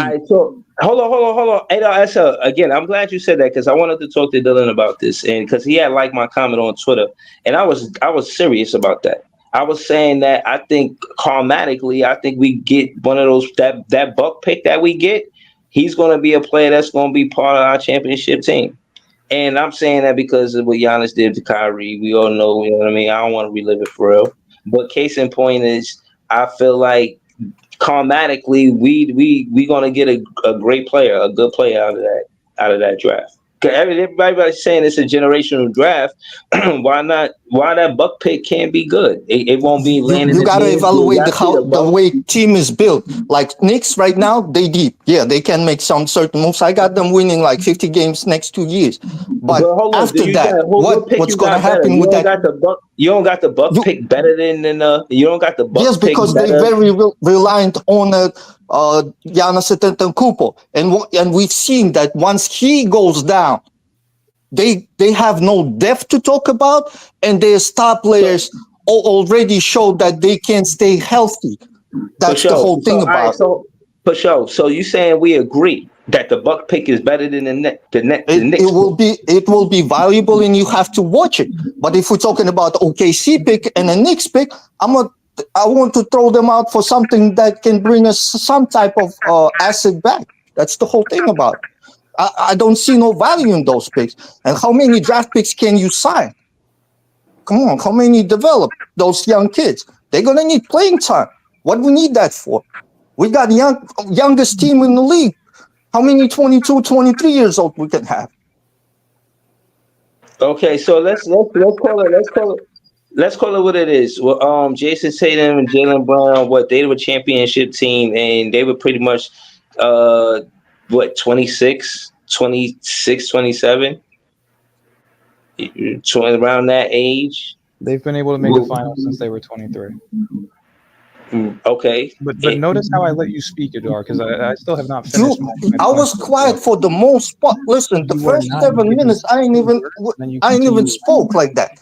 right, So right, right, right. please It just that and it listen sound, to even if you're me. not yelling, Adar, it sound like you yelling at somebody. Like you just that's how you regularly talk. They be like, Nah, my "Good dog talk with morning. I nah, just my want to Yeah, dog I get don't talk give some with a fuck passion. about coffee." That's you all it yelling. is, bro. Just But I'm don't not gonna No, lie interrupt to I y'all, gotta bro. slow down because the whole thing about it, like, all right. So about I'm the not gonna lie, y'all back and forth for going Dylan's on more than a approach. half an hour. But you got to let me finish the point, though, because you're not understanding the point. You're interrupting the point once you hear something you don't like. Well, the whole point of That's what what I'm they trying do to in here, say, Dylan. That's what the they whole do. point of what I'm trying to say is you keep bringing up a backup plan. This is the Nets' backup plan. Our original plan was to hope Mikal Bridges could bring in a star around his age that could help us compete now because we didn't own our own picks and we were waiting on the Suns' picks to rebuild. Now we have fast forwarded that rebuild stage by getting our own picks back over the next 2 years. That allows us to draft star caliber players. If you land a top 3 pick in this year's draft, say you get Cooper Flagg or Ace Bailey, that now allows you to either tank for one more season or go after a star. And no matter what you feel as a fan, it does not matter what you feel because what an NBA GM wants may not be what we want to give up. But at the end of the day, it may be what it takes to get what we need in De'Aaron Fox or John Morant. So it doesn't matter what you think is valuable and what It takes two to tango. The opposite side have to agree with that too. How Donovan Mitchell situation worked out. But again, can you tell me what the common sense is behind trading away a pick that's 7 years from now?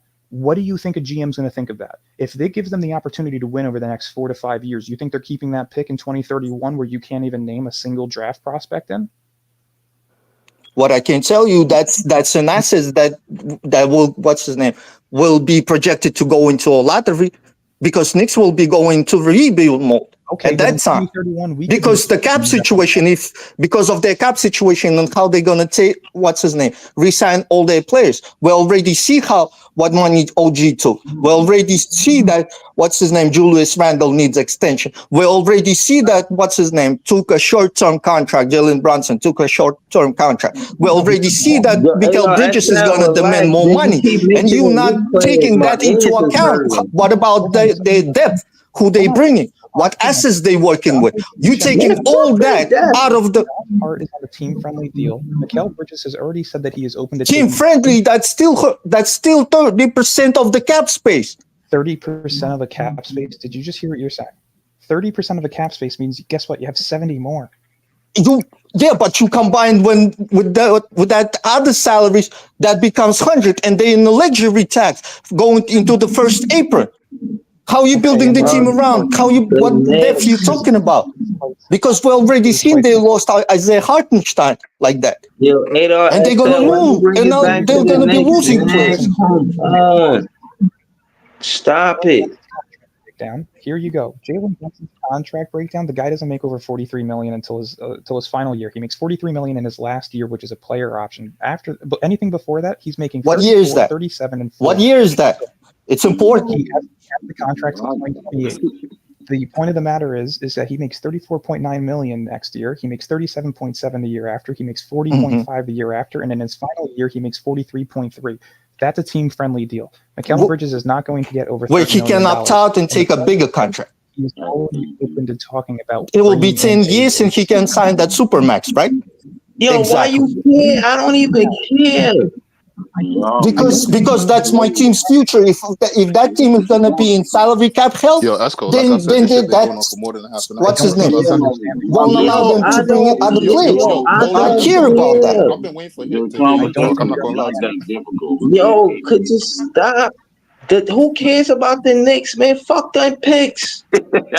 Oh my god. Fuck them picks, bro. Fuck them picks.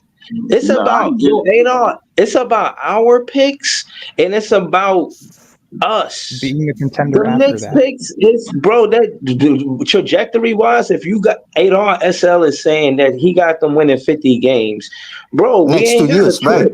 And after that, there will be issues coming up. Okay, bro, you're right. I project that. Girl, hold on. Listen, again, what I'm trying to say is one of the best players that I like is Cam Thomas, and he's number 27 in the draft, bro. If the next pick is 20-something, bro, I ain't tripping, bro. I'm not even worried about they pick because we trying to get Ace Bailey in this same draft or Dylan Harper or or Cooper Flagg, bro. Like that, you talking about the micro, bro. That's the micro, not the macro. Fuck the Knicks picks. That shit is like, oh my god! No. I listened to you mention all of Nick, bro. Let me tell you what you did, bro. I had to stop you before you sullied up the stream. You mentioned 5 Nick players in a row. My Nick fan spirit couldn't take it no more. I had to put it to a halt. Like, don't do that to us again, bro. That shit hurted my net fan spirit, bro. 5 Nick players in a row you was mentioning their contracts. Fuck them, bro. Nigga, Adar is a Knicks fan. What are you doing? What are you doing? What are you doing, bro? That got a Brooklyn right there. No, bro. He rep Brooklyn and New York, but bro, that's what it is now. Bro, I'm not even Adar, we've been arguing with a 50-50 No, Dylan, don't do that either, bro. Don't do that either.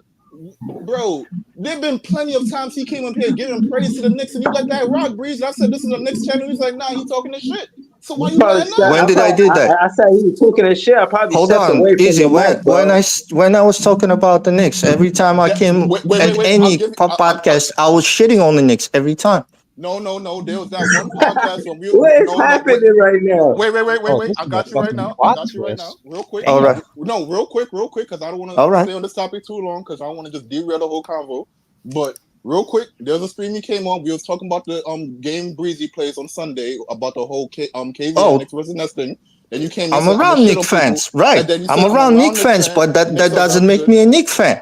No, but I'm a Brooklyn fan. Very highly of them, bro. You talk very highly of them.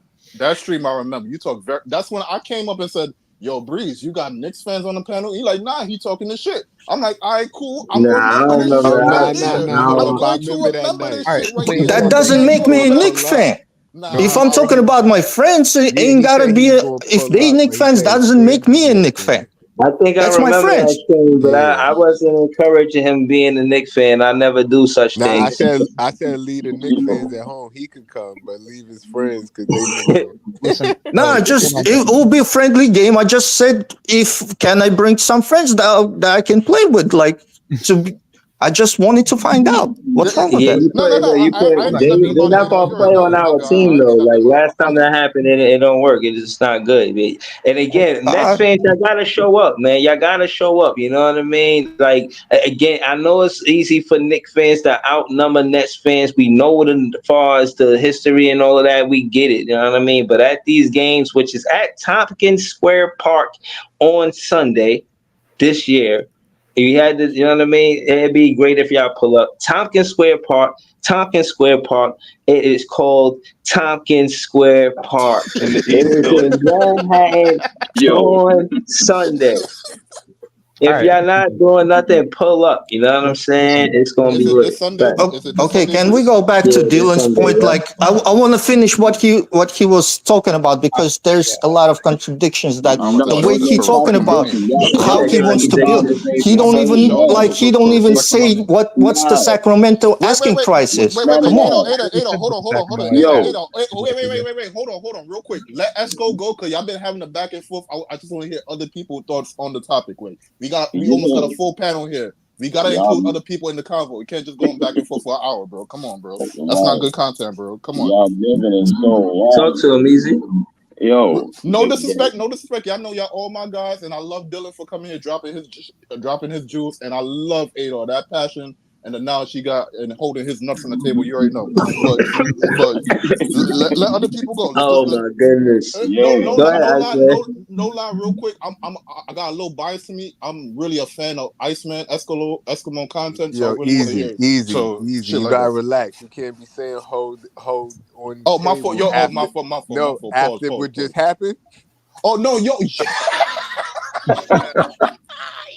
yo, All right, go ahead. Let's go put myself on yo. I mute. was saying, y'all make the conversation long. Is y'all value the way Dylan look at it, the way SL look at it.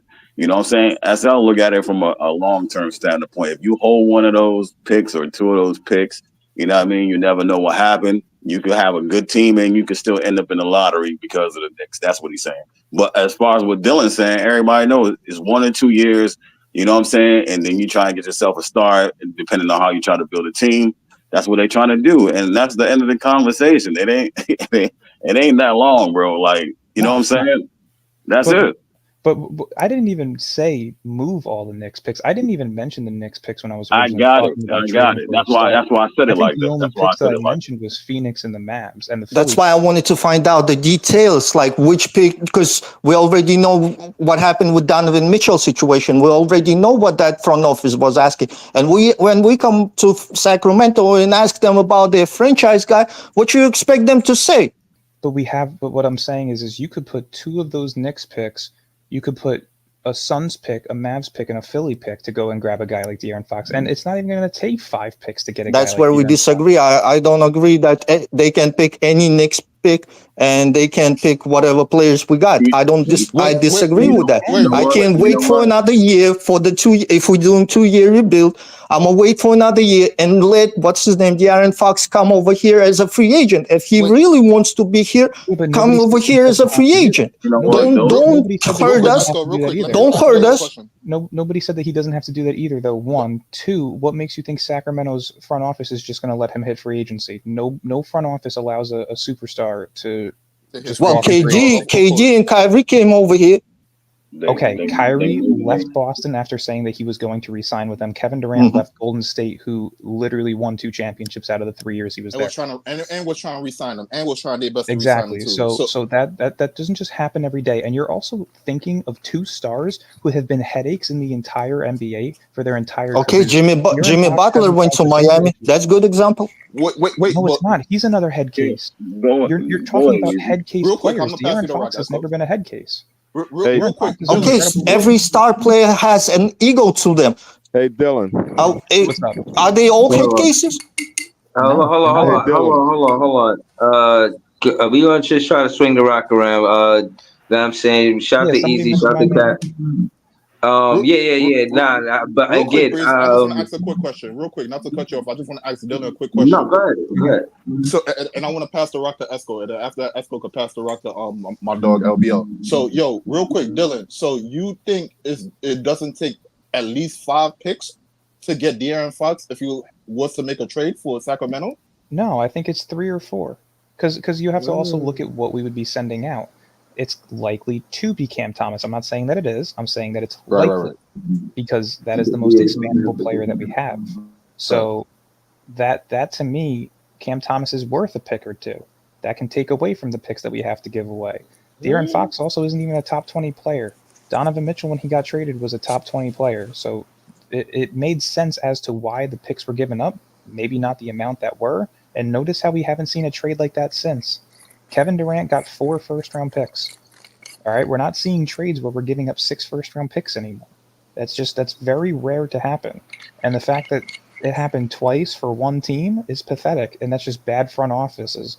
But notice how it also benefited them. Minnesota is a contending team. The Cleveland Cavaliers are a constant playoff team. If it's not from injuries, they actually could make a conference finals.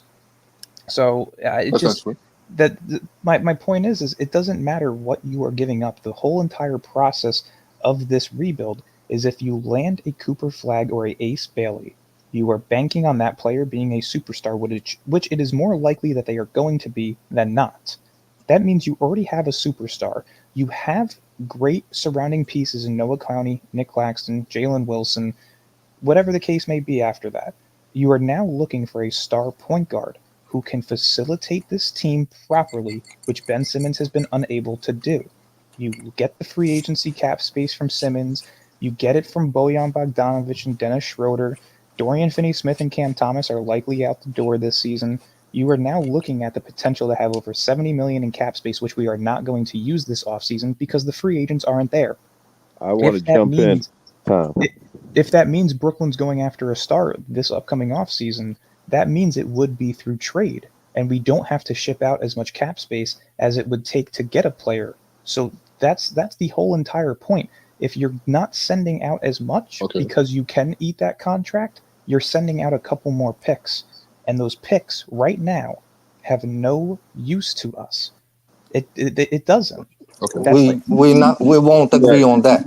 We won't. Hold on. Let's figure it out, though. Let's figure it out. We don't have to agree. Wait, hold on. The entire reason why we just moved the Suns picks is because we got our own picks back. Dylan, the whole thing about it, we just seen Joel Embiid getting hurt in the middle of the season, and Philadelphia 76ers playing 300 basketball. They were in a lottery. They were actually one game in front of us this season. So what can happen and what will happen, you have no idea. So throwing up assets like that is just, it's not wise. Let's say that. Hold on. Yo, let Esco Park jump the in, damn car, man. Park the car. Park the goddamn car, man.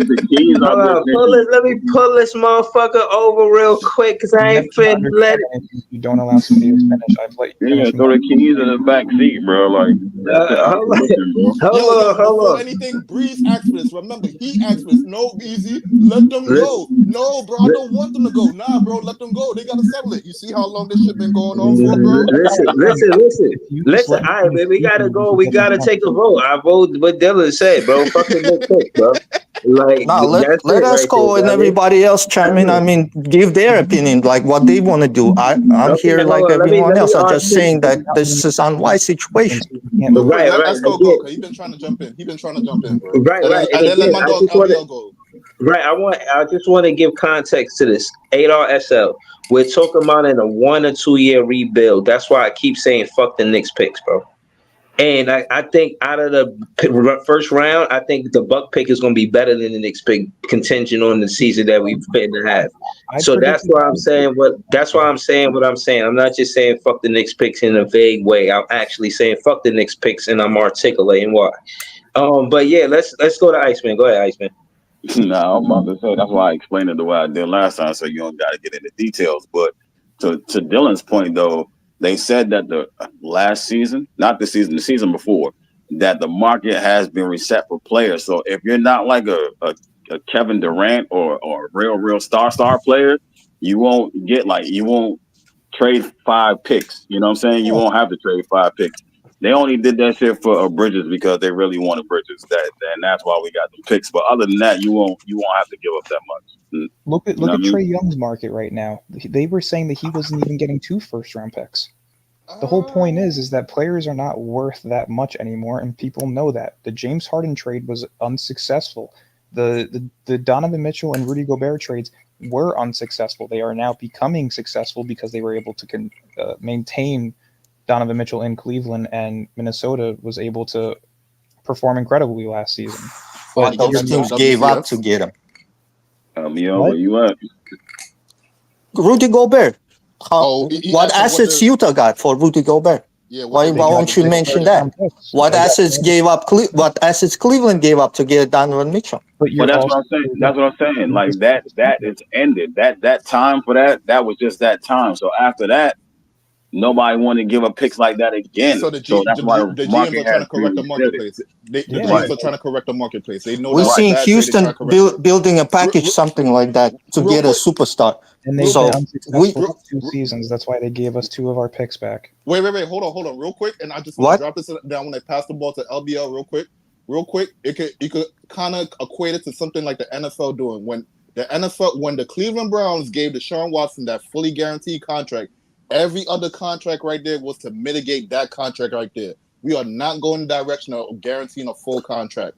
So in the same kind of sense, Dak Prescott say hello. But he nearly, but not all the way though, and not all the benefits that Deshaun Watson got. So close, but no cigar. 90%? Oh my god. 90% close, but still, it still got incentives in the contract. But I'm saying though, real quick, just to equate it, because it's not a straight parallel, because NFL is different, but in the same kind of sense, when we saw the Rudy Gobert trade went down, every trade after that, they were trying to correct the marketplace. And at the same time, there wasn't much trades going on. And even with the trades going on, you saw the value in what the trades were going for, like Pascal Siakam, things like that. They tried to correct the marketplace from that crazy trade.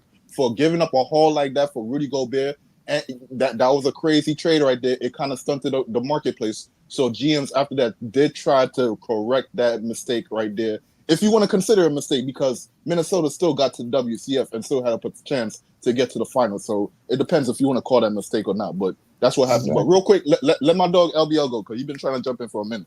Yeah, thanks. I just wanted to say that one of the things that I understand Dylan's point about trying to go after, trying to make the trade to go after him, because most of the time we see most of these guys, they want the maximum money, so they want to re-sign or do a sign and trade with their team, with their original team, because they get more money.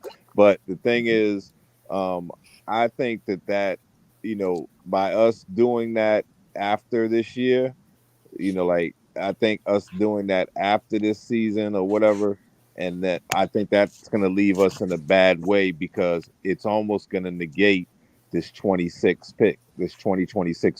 And when we have an opportunity to get we have an opportunity very good point. to possibly get AJ DeBenster, it's like, who is rated higher than either Cooper Flagg or Ace Bailey offensively? He's rated higher than both of them.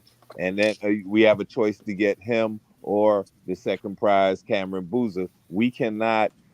I don't think that it's enough talent to say, oh, well, let's just go ahead and get Fox, because if we get Fox and whoever we get this pick, yeah, we might make the play-in. We might do too well we might actually get ourselves out of the lottery, or really late in the lottery. And what I'm saying is, no, we need to be in the lottery for 25 and 26, because these are AJ DeBenster is a generational player. So we cannot miss out on the chance to get him just because we want to sign Fox earlier. Because in actuality, from what I've heard, AJ DeBenster will be better than Fox. Real quick, there is wait, whoa, my fault, Esco. Whoa, that last part hit me like a brick, bro. Hold on, son. Hold on, he a point guard? No, he's a different position. Two guard. No, AJ DeBenster's gonna a be 3. better than Fox? He projected to be a franchise guy. Yeah. No. They talking about. Just projections. Yeah. You see him being better than Fox? Yeah. Said that's what Yeah, experts. 6'9" wing that has Hall of Fame potential. Yeah, he'll be better than Fox. But I think Oh, he's people are missing 6'9"? the Oh, point. shit. I'm not Yeah. saying that you have to trade in the 2025 offseason leading into 2026. I'm saying that if the opportunity comes where you draft Flagg or Bailey, it is a more than likely chance that you are not going to land a top 5 pick than it would be to land a top 5 pick. So the point of the matter is if a guy like Fox or John Morant Why do you become say available, that? Why do you say it's more than a chance that you think during Cooper or Ace's rookie year we're going to be so good that we're going to land outside of the lottery? no, I think that landing a guy like Flagg or Ace drives Brooklyn's management to find a star that fits them to accelerate the rebuild because we have enough assets to where we could pretty much finalize an entire roster to contend with the assets that we have. No, Plus the I cap don't. I space. don't think that that's the championship. I don't think that Cooper or Ace plus who we have now plus the star that you're looking for. I don't think that that's enough heading. I don't think that's enough talent to me. I don't think Not in the first year, no. But no, the point, I think even moving on, I think it's better to be safe and get these two cornerstone guys, and then move on from there in the third year. By 2026, after we drafted our second lottery pick, then I think it's better to go ahead and say, okay, now we still have the draft assets, we still have cap space. Now we can look around. And then it doesn't have to just be free agents, but it can also be we have more talent. Talent is the thing. Talent is the thing. I don't think that we have enough talent as much as we may like some of the guys who are currently on there, and as much as we may like Cooper or Ace, it's still not enough talent. We're depleted of talent. We need real talent. I wouldn't say that we're depleted of talent, No, though. every team, almost every single team that we've Depleted looked is at harsh. has lottery pick guys. Now I'm saying, I know you're saying we're going to trade for one. We're going to trade for a guy that is, either a star or was once a lottery pick. But what I'm saying is, we need talent. It's better to risk. It's better to risk a chance of not being able to sign uh, Fox outright and getting that younger star whose control we'll have over a long time and having money than it is better. It's better to do that than it is to just say, okay, well, let's just give up. Let's just do a 1 year rebuild and then try to compete. We're not going to win. Yeah, but right. you All have to right. remember though too though you are more likely to trade for a star than you are to sign one. And like I want to say, Easy said before, players look for the max. So if Fox hits free agency, it's likely that he's going to re-sign because he's going to still get the super max. Understood. But Or just the max, what, not the super max. He's not eligible. If he leaves his team, he's not eligible for the super max no more. He's just getting the max now. well, if He made NBA 13, he will be good for Supermax. He's eligible for Supermax with his own team. He's eligible for max with any other team. Right. He loses about 30-40 million guaranteed. Right. But the point is Flagg or Ace is your cornerstone. You add a secondary cornerstone in a trade based on if you feel that player is good enough to do so right then and there. But I'm not saying that that's a guarantee, nor is it what we should do. But the likely chance of landing a top 3 pick this year is already only a 14% chance. Mm-hmm. Now you're factoring in doing that a second year in a row with a top 3 pick potentially. It's very unlikely. Could we land 6 that's or what 7? San Antonio would say, right? Didn't San Antonio get Wemby and then end up with a number 4? But also look at it this way: they landed number 4 in a weaker draft class. Look at Atlanta; they got the number 1 pick. I mean, in one but of the it weakest doesn't draft matter. classes. The lottery balls are the lottery balls. Yeah, but yes and no. Yeah, exactly. Like, if you're a high market team, you're going to get some of those opportunities a little bit more. Look at San Antonio; they grab a French big. What does that sound like? Tim Duncan. So it's Whoa, man! No. That sounds a little bit a mix of Tim Duncan and Tony Parker. Don't isolate. No, but that's Tim what Duncan. that's what I'm saying though. Is Popovich drafting the number 1 pick big man? Who would have thought that wasn't rigged? Like that's the same thing going into this upcoming draft class. Well, I wouldn't give it Brooklyn all is to now Pop. I would give it more to RCB for not to cut you off. No, you're good. Brooklyn's now considered a high market team. They bring in the most revenue internationally within the NBA. This isn't like a debate on if we can land a top 3 pick. It's if you are a bottom 3 team in Brooklyn, you're going to get a top 3 pick. It's not even up for debate. There's no way that rumors circulate like this. Hopefully. And Bleacher Report's already posting Cooper Flagg as the Nets' best player in 3 years. Like, we're gonna land a top 3 pick if we're a bottom 3 team. It's just depends on what you do the following season. It's in the That's what I'm basketball saying. stars, If we man. end up, Hopefully. there's a possible chance that we can get 2 top 10 players in the draft. This And year? I'm talking about this year 1, and then next year another. And what I'm saying is that's better than trying to automatically get better quicker. That's what I'm saying. Maybe. I don't doubt that, but you have to also think of it from a Brooklyn standpoint. This isn't a market that sits and waits. We've seen this, right? They moved 6 first-round picks for James Harden. They tried to do everything in their power to keep it contending by getting Ben Simmons. They tried to keep it contending by bringing in Mikal Bridges and claimed to be a retool And none of that worked. But that's my point. Is if they land the guy in Flagg or Ace or even Dylan Harper, you are going to see them start to talk more about stars in Brooklyn. That's the attraction that those 3 players But bring. hold on. Let me pose this question to Dylan and the rest of the panel. To be honest with you, I'm finna close out soon, and we could start the stream with this question too. But I'm gonna ask Dylan first, and we can go around the panel, and I'm gonna close out. Now, obviously, there's a lot of talent, and the thing that separates talent is the hard work. Who you think more round-wise, effort and energy? What direction you think? You think that we should go to the free? Let me say what I think. I think that you're going to get more morale from the draft than you are from a free agent because the morale is more of a dream come true for a player, and the draft and the free agency is more business time they come to the Brooklyn Nets, in my opinion. Now, I'm saying that to say that's why I choose the draft over going to the free agency because it takes a certain desire and passion to actually want to bring a franchise their first championship. You got to want to play here and etc. A lot of things got to be going our way for us to get a player who cares about the Brooklyn Nets winning their first NBA championship. So I'm saying that to say that's why I believe in Ace Bailey and Dylan Harper. And again, if they doing that with Cooper Flag and he playing at the Rutgers, him too. You know what I'm saying? These are the type of players that I think we want to build around to give them that star power for them to be the player that leads this franchise to their first NBA championship. They're looking for that kind of player. So that's my question to you, Dylan. Like, if those are who I'm envisioning far as coming out the draft, but who do you think in the free agency has that same morale to want to bring the Nets their first NBA championship?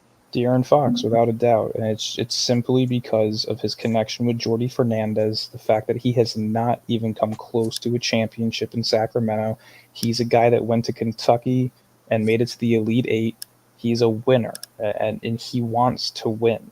And knowing the connection that he has with Jordy, that's going to start bringing up a lot of questions the more that he declines this extension. So if you're looking at it from whether you want to draft or free agency, you can do both.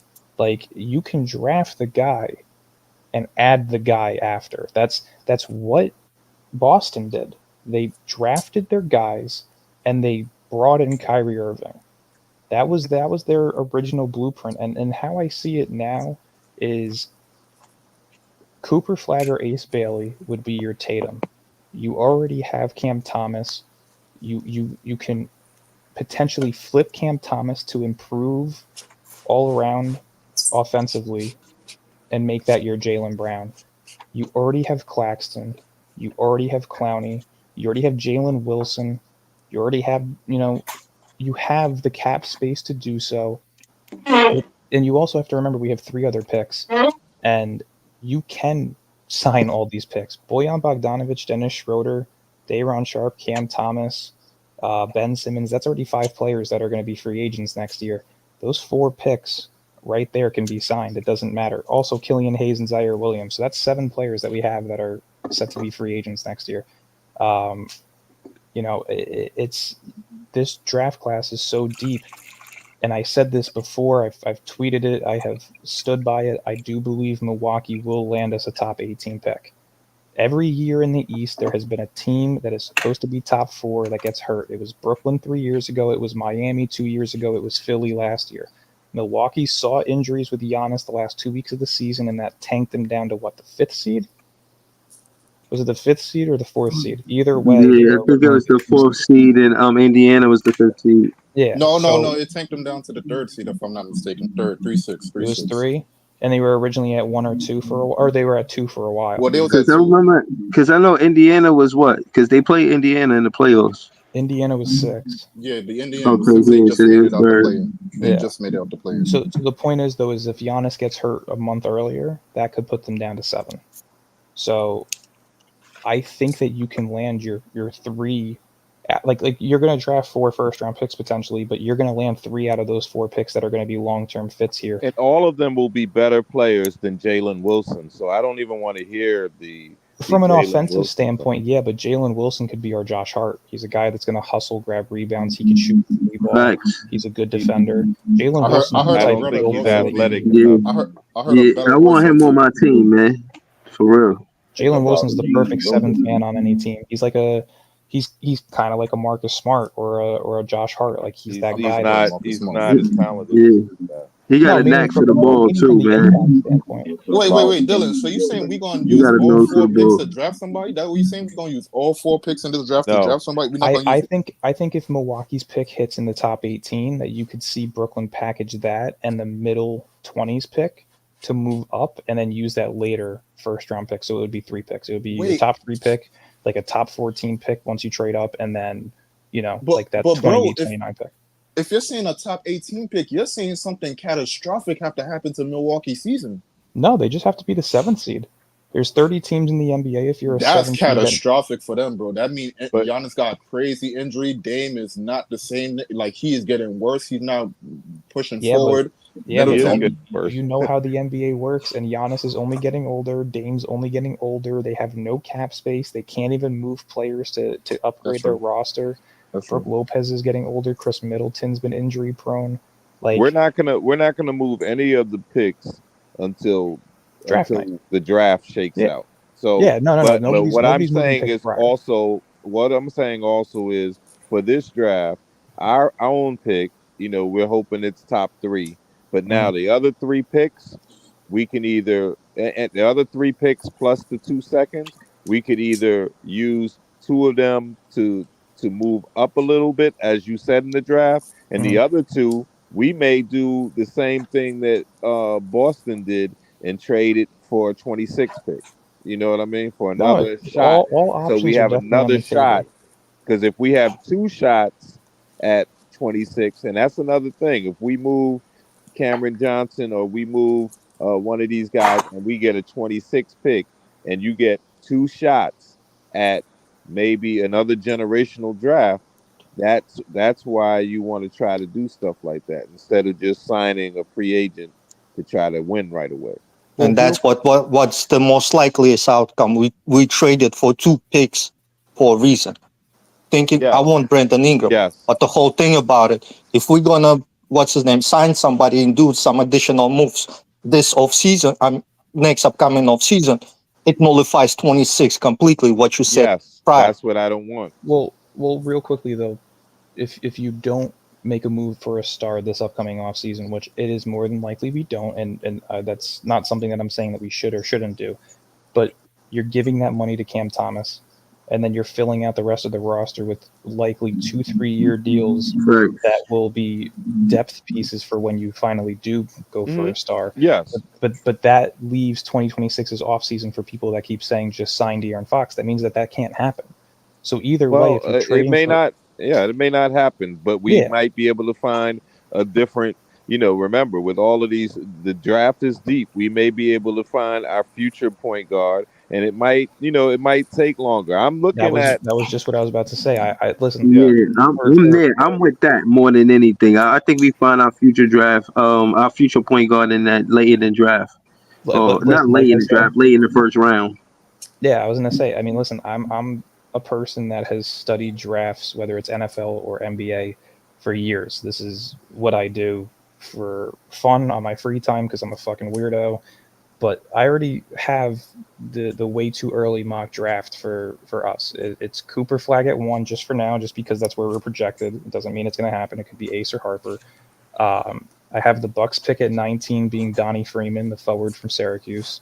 At pick 20, 19. at pick 23 from the Knicks, I got Mhm. Dink Pate, the combo Another guard slash guard, yeah. forward from the G League.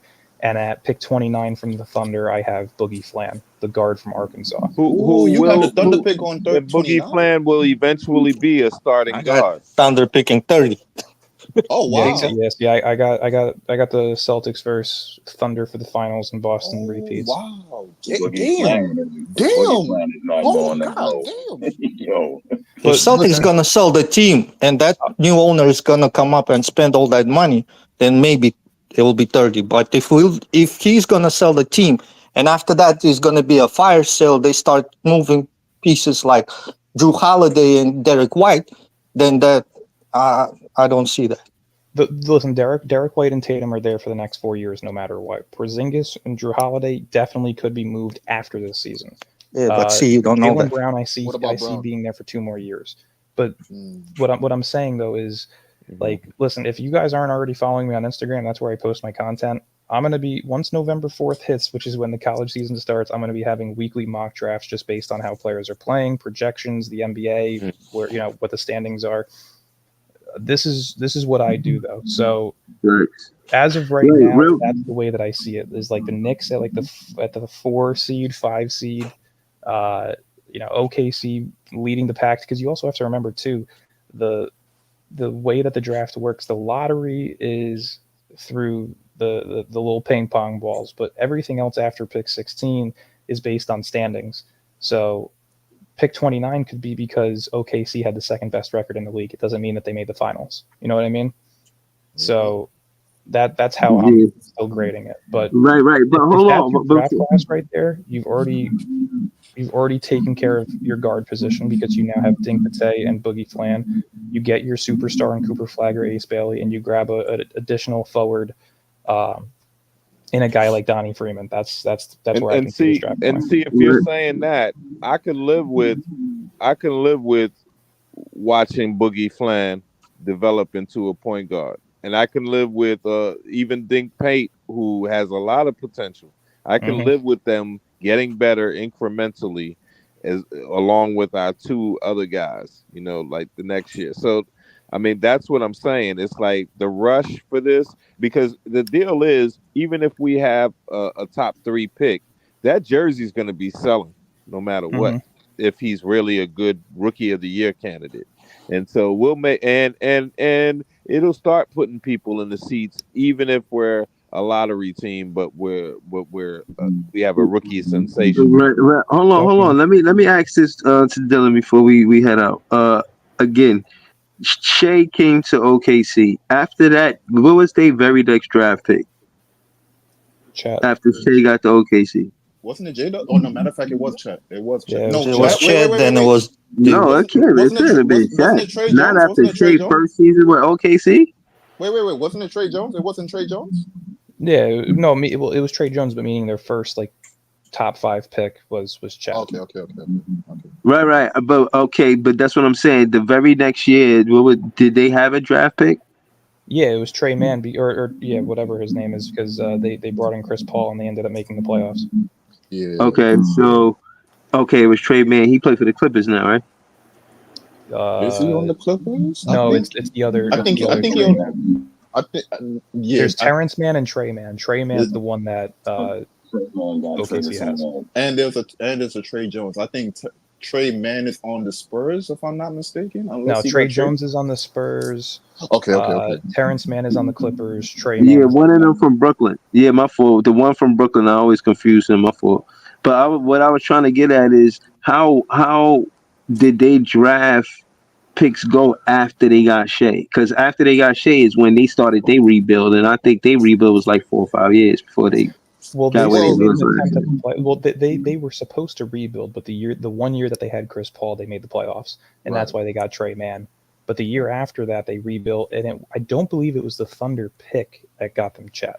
I want to mean, say it was that somebody year else's you pick. talking about they rebuilding, they Some of still those kind of Paul was close George to the picks. play-in. So like they was in the play-in conversation. So like if they win one play-in game, they in playoff conversation. That changes the whole narrative right there. So it goes from rebuilding to they're contending now. So Yeah.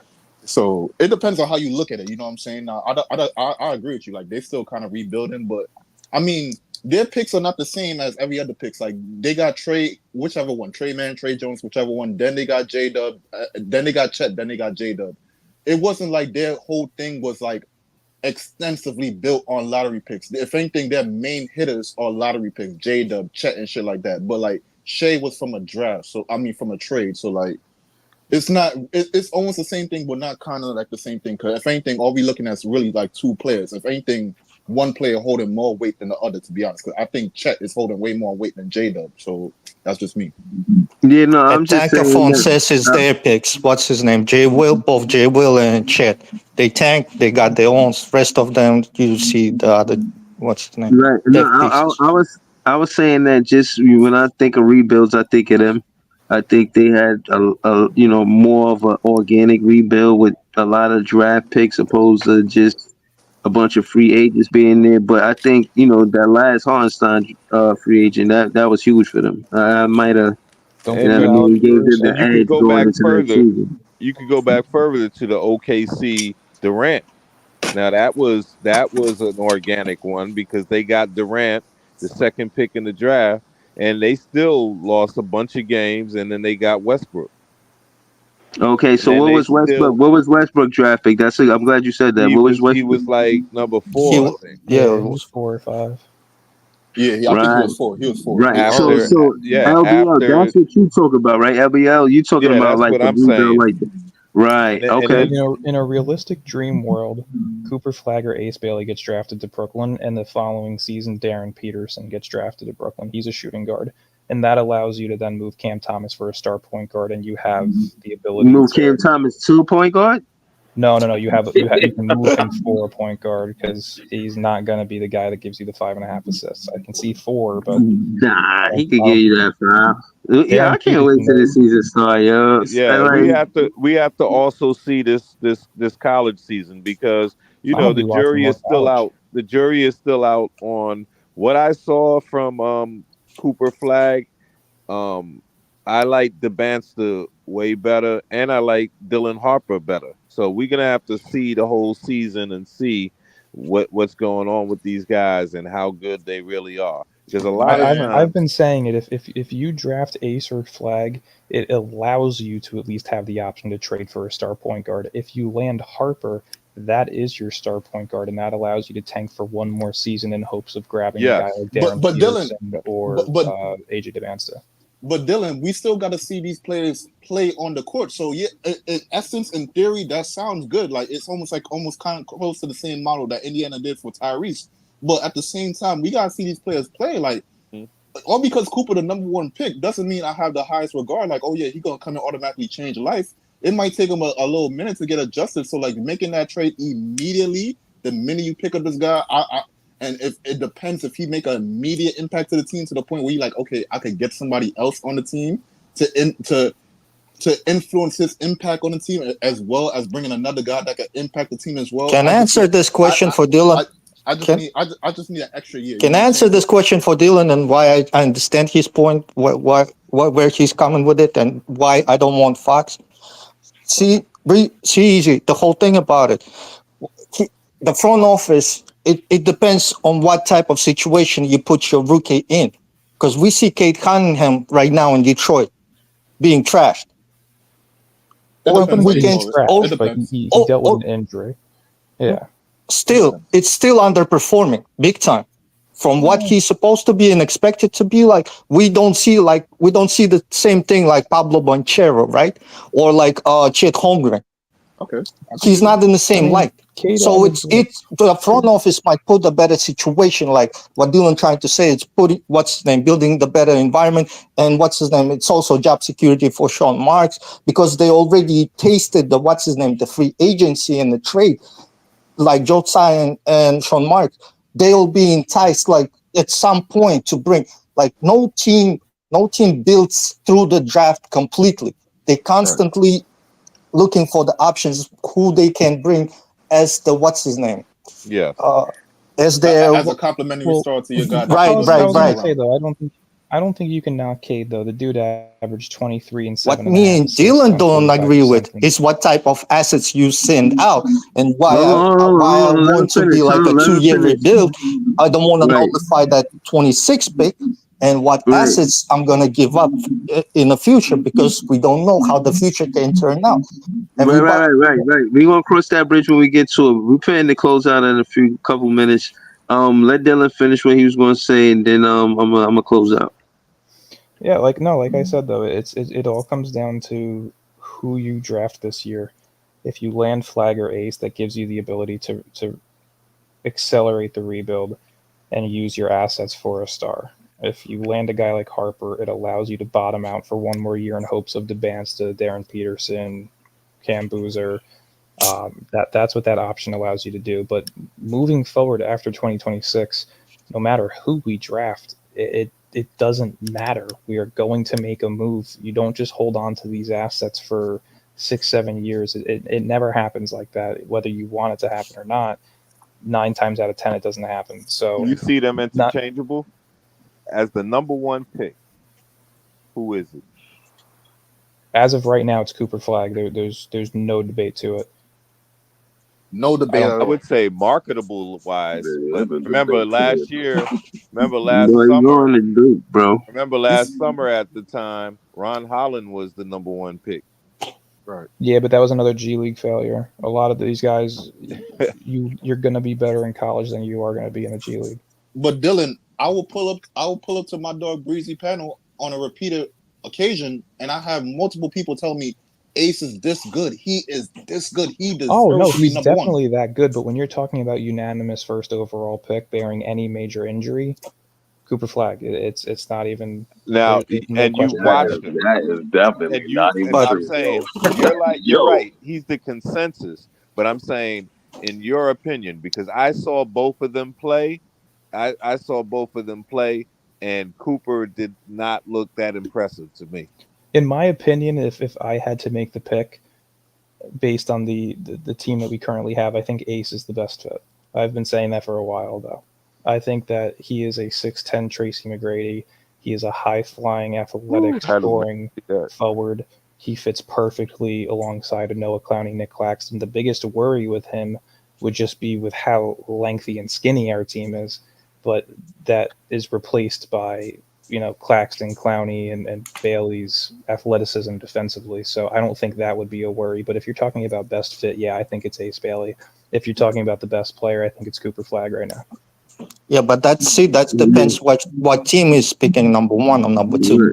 Right, we want to see. Hold on, y'all. I gotta close out, But again, man, shout out to all y'all, and again, man, easy, man. Hit me in the chat if y'all want to talk about something different, man. Y'all know it's the off season. We gonna get to a bunch of other content. Yo, real quick, Breeze. Me and you might need to have another debate, bro, because we can't keep on doing this, bro. We might have to do another debate, bro. We might have to. We got. Set it up.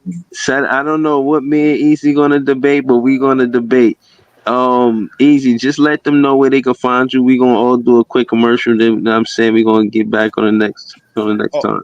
Oh, you already see it, bro. If you take the comment off the screen real quick, you already see it. The NSB dog. You already know the time is. Tune in to NSB. No snooze button. The Hood CNN. NSB, you gotta come see. 10 o'clock Eastern. I only talk to my New York people right here, because we New York right here. 10 o'clock Eastern. NSB, no snooze button. The Hood CNN. Powered by the people, for the people. You come through, you can see my man Big Ox, my man Context Matters, my dog Desert, the introvert. And you already know your boy Easy. We did tap into Big Ox Media 10 o'clock Eastern Mondays and Fridays. We did chopping up with you. Just drop the episode today, or you could call it yesterday. Tap into that. We already talked about it. We get into it, so you already know. I appreciate that, Easy. And y'all know that's one of my favorite shows. Shout out to Next Press, Dylan. Let them know about your podcast so they can find you on IG real quick. Yeah, definitely. I mean, listen, if you want the most up to date, best Nets content on Instagram, Nets Press is where it's at. The BK Network podcast. We've been a little inconsistent right now, but that's just because of the lack of news. The season hasn't started yet, but once college and NBA starts, you're going to be seeing 2 episodes per week. We also are in the midst of bringing on a third host, so be prepared for that. BK Network podcast on YouTube, Instagram, TikTok, and Twitter. Nets Press over on Instagram. Make sure to go follow. Alright, shout out to my guy Nets Press Dylan. Shout out to Easy. We're gonna go to Esco. Esco, talk to us, man. Let us know about your podcast, where we can find you at. Yo, you can find me on Twitter, Iceman the Dawn. Y'all know what time it is. And the podcast is the Tip Off, a Brooklyn Nets podcast on YouTube. So holla at me. Oh, I shout out to 8RSL for showing up. Appreciate you for joining the panel. LBL, talk to us, man. We can find your content anywhere. No, just on Twitter. That's it. LBL for Life 1. And definitely I try to tag as many Nets fans and as many sites as possible. So and I always be around to give my viewpoint. Go Nets. Yo, real quick, shout out to Leaf, because he tagged me in some shit the other day. I don't know what the fuck was going on. He tagged me in some shit, bro. It's a whole picture of Deadpools and shit. I was like, what is going on here, bro? But shout out to my dog Leaf. Tap into his content. Even though he's not here, you already know. I salute my dog. Yo, for a fact, he got a fan out of me. Esco, everybody right here, they got a fan out of me. If you got one view, you already know that nigga is me right there, bro. Shout out to my dog Leaf, 4788. That nigga be having great content, bro. Tap into my dog, bro. Word, shout out to Lee, 4788. Y'all can see him frequent the panel. I seen him in the chat earlier, but he ain't joined the panel. Shout out to Jay. Jay, you there, Jay? All right, well, I'll do the commercial for Jay. Jay just dropped the album. You know what I'm saying? Fire. EP, yeah. And, and if y'all got some ladies coming over or something like that, just play Jay tracks. You know what I'm saying? He sure to set the mood for the fellas, know what I mean? You got a little shindig, know what I mean? Little kickback, know what I mean? You just put on Jay music, know what I'm saying? Set the vibes, get different vibes, know what I mean? So yeah, shout out to Jay, man. Subscribe to his YouTube as well. Check out that video y'all posted too. That video that y'all dropped, that live y'all dropped, that shit was lit. You already know. Tap into the content, man. Oh yeah, we did it. We did a review. We did the EP review. That was really dope. You can find Jay at This Is JTV on YouTube, and y'all can find me here, man. You know what I'm saying? Anytime somebody see got some Nets concept, I'm trying to, discuss it. Nets fans is the best fans. I need y'all support. Thank y'all for sharing. Thank y'all for joining the panel. Thank y'all for joining the chat. We'll be back real soon with more content. This is a 3-hour stream. Please tap the like button. We appreciate y'all. Have a good night, y'all. Peace. All right. Peace. Later.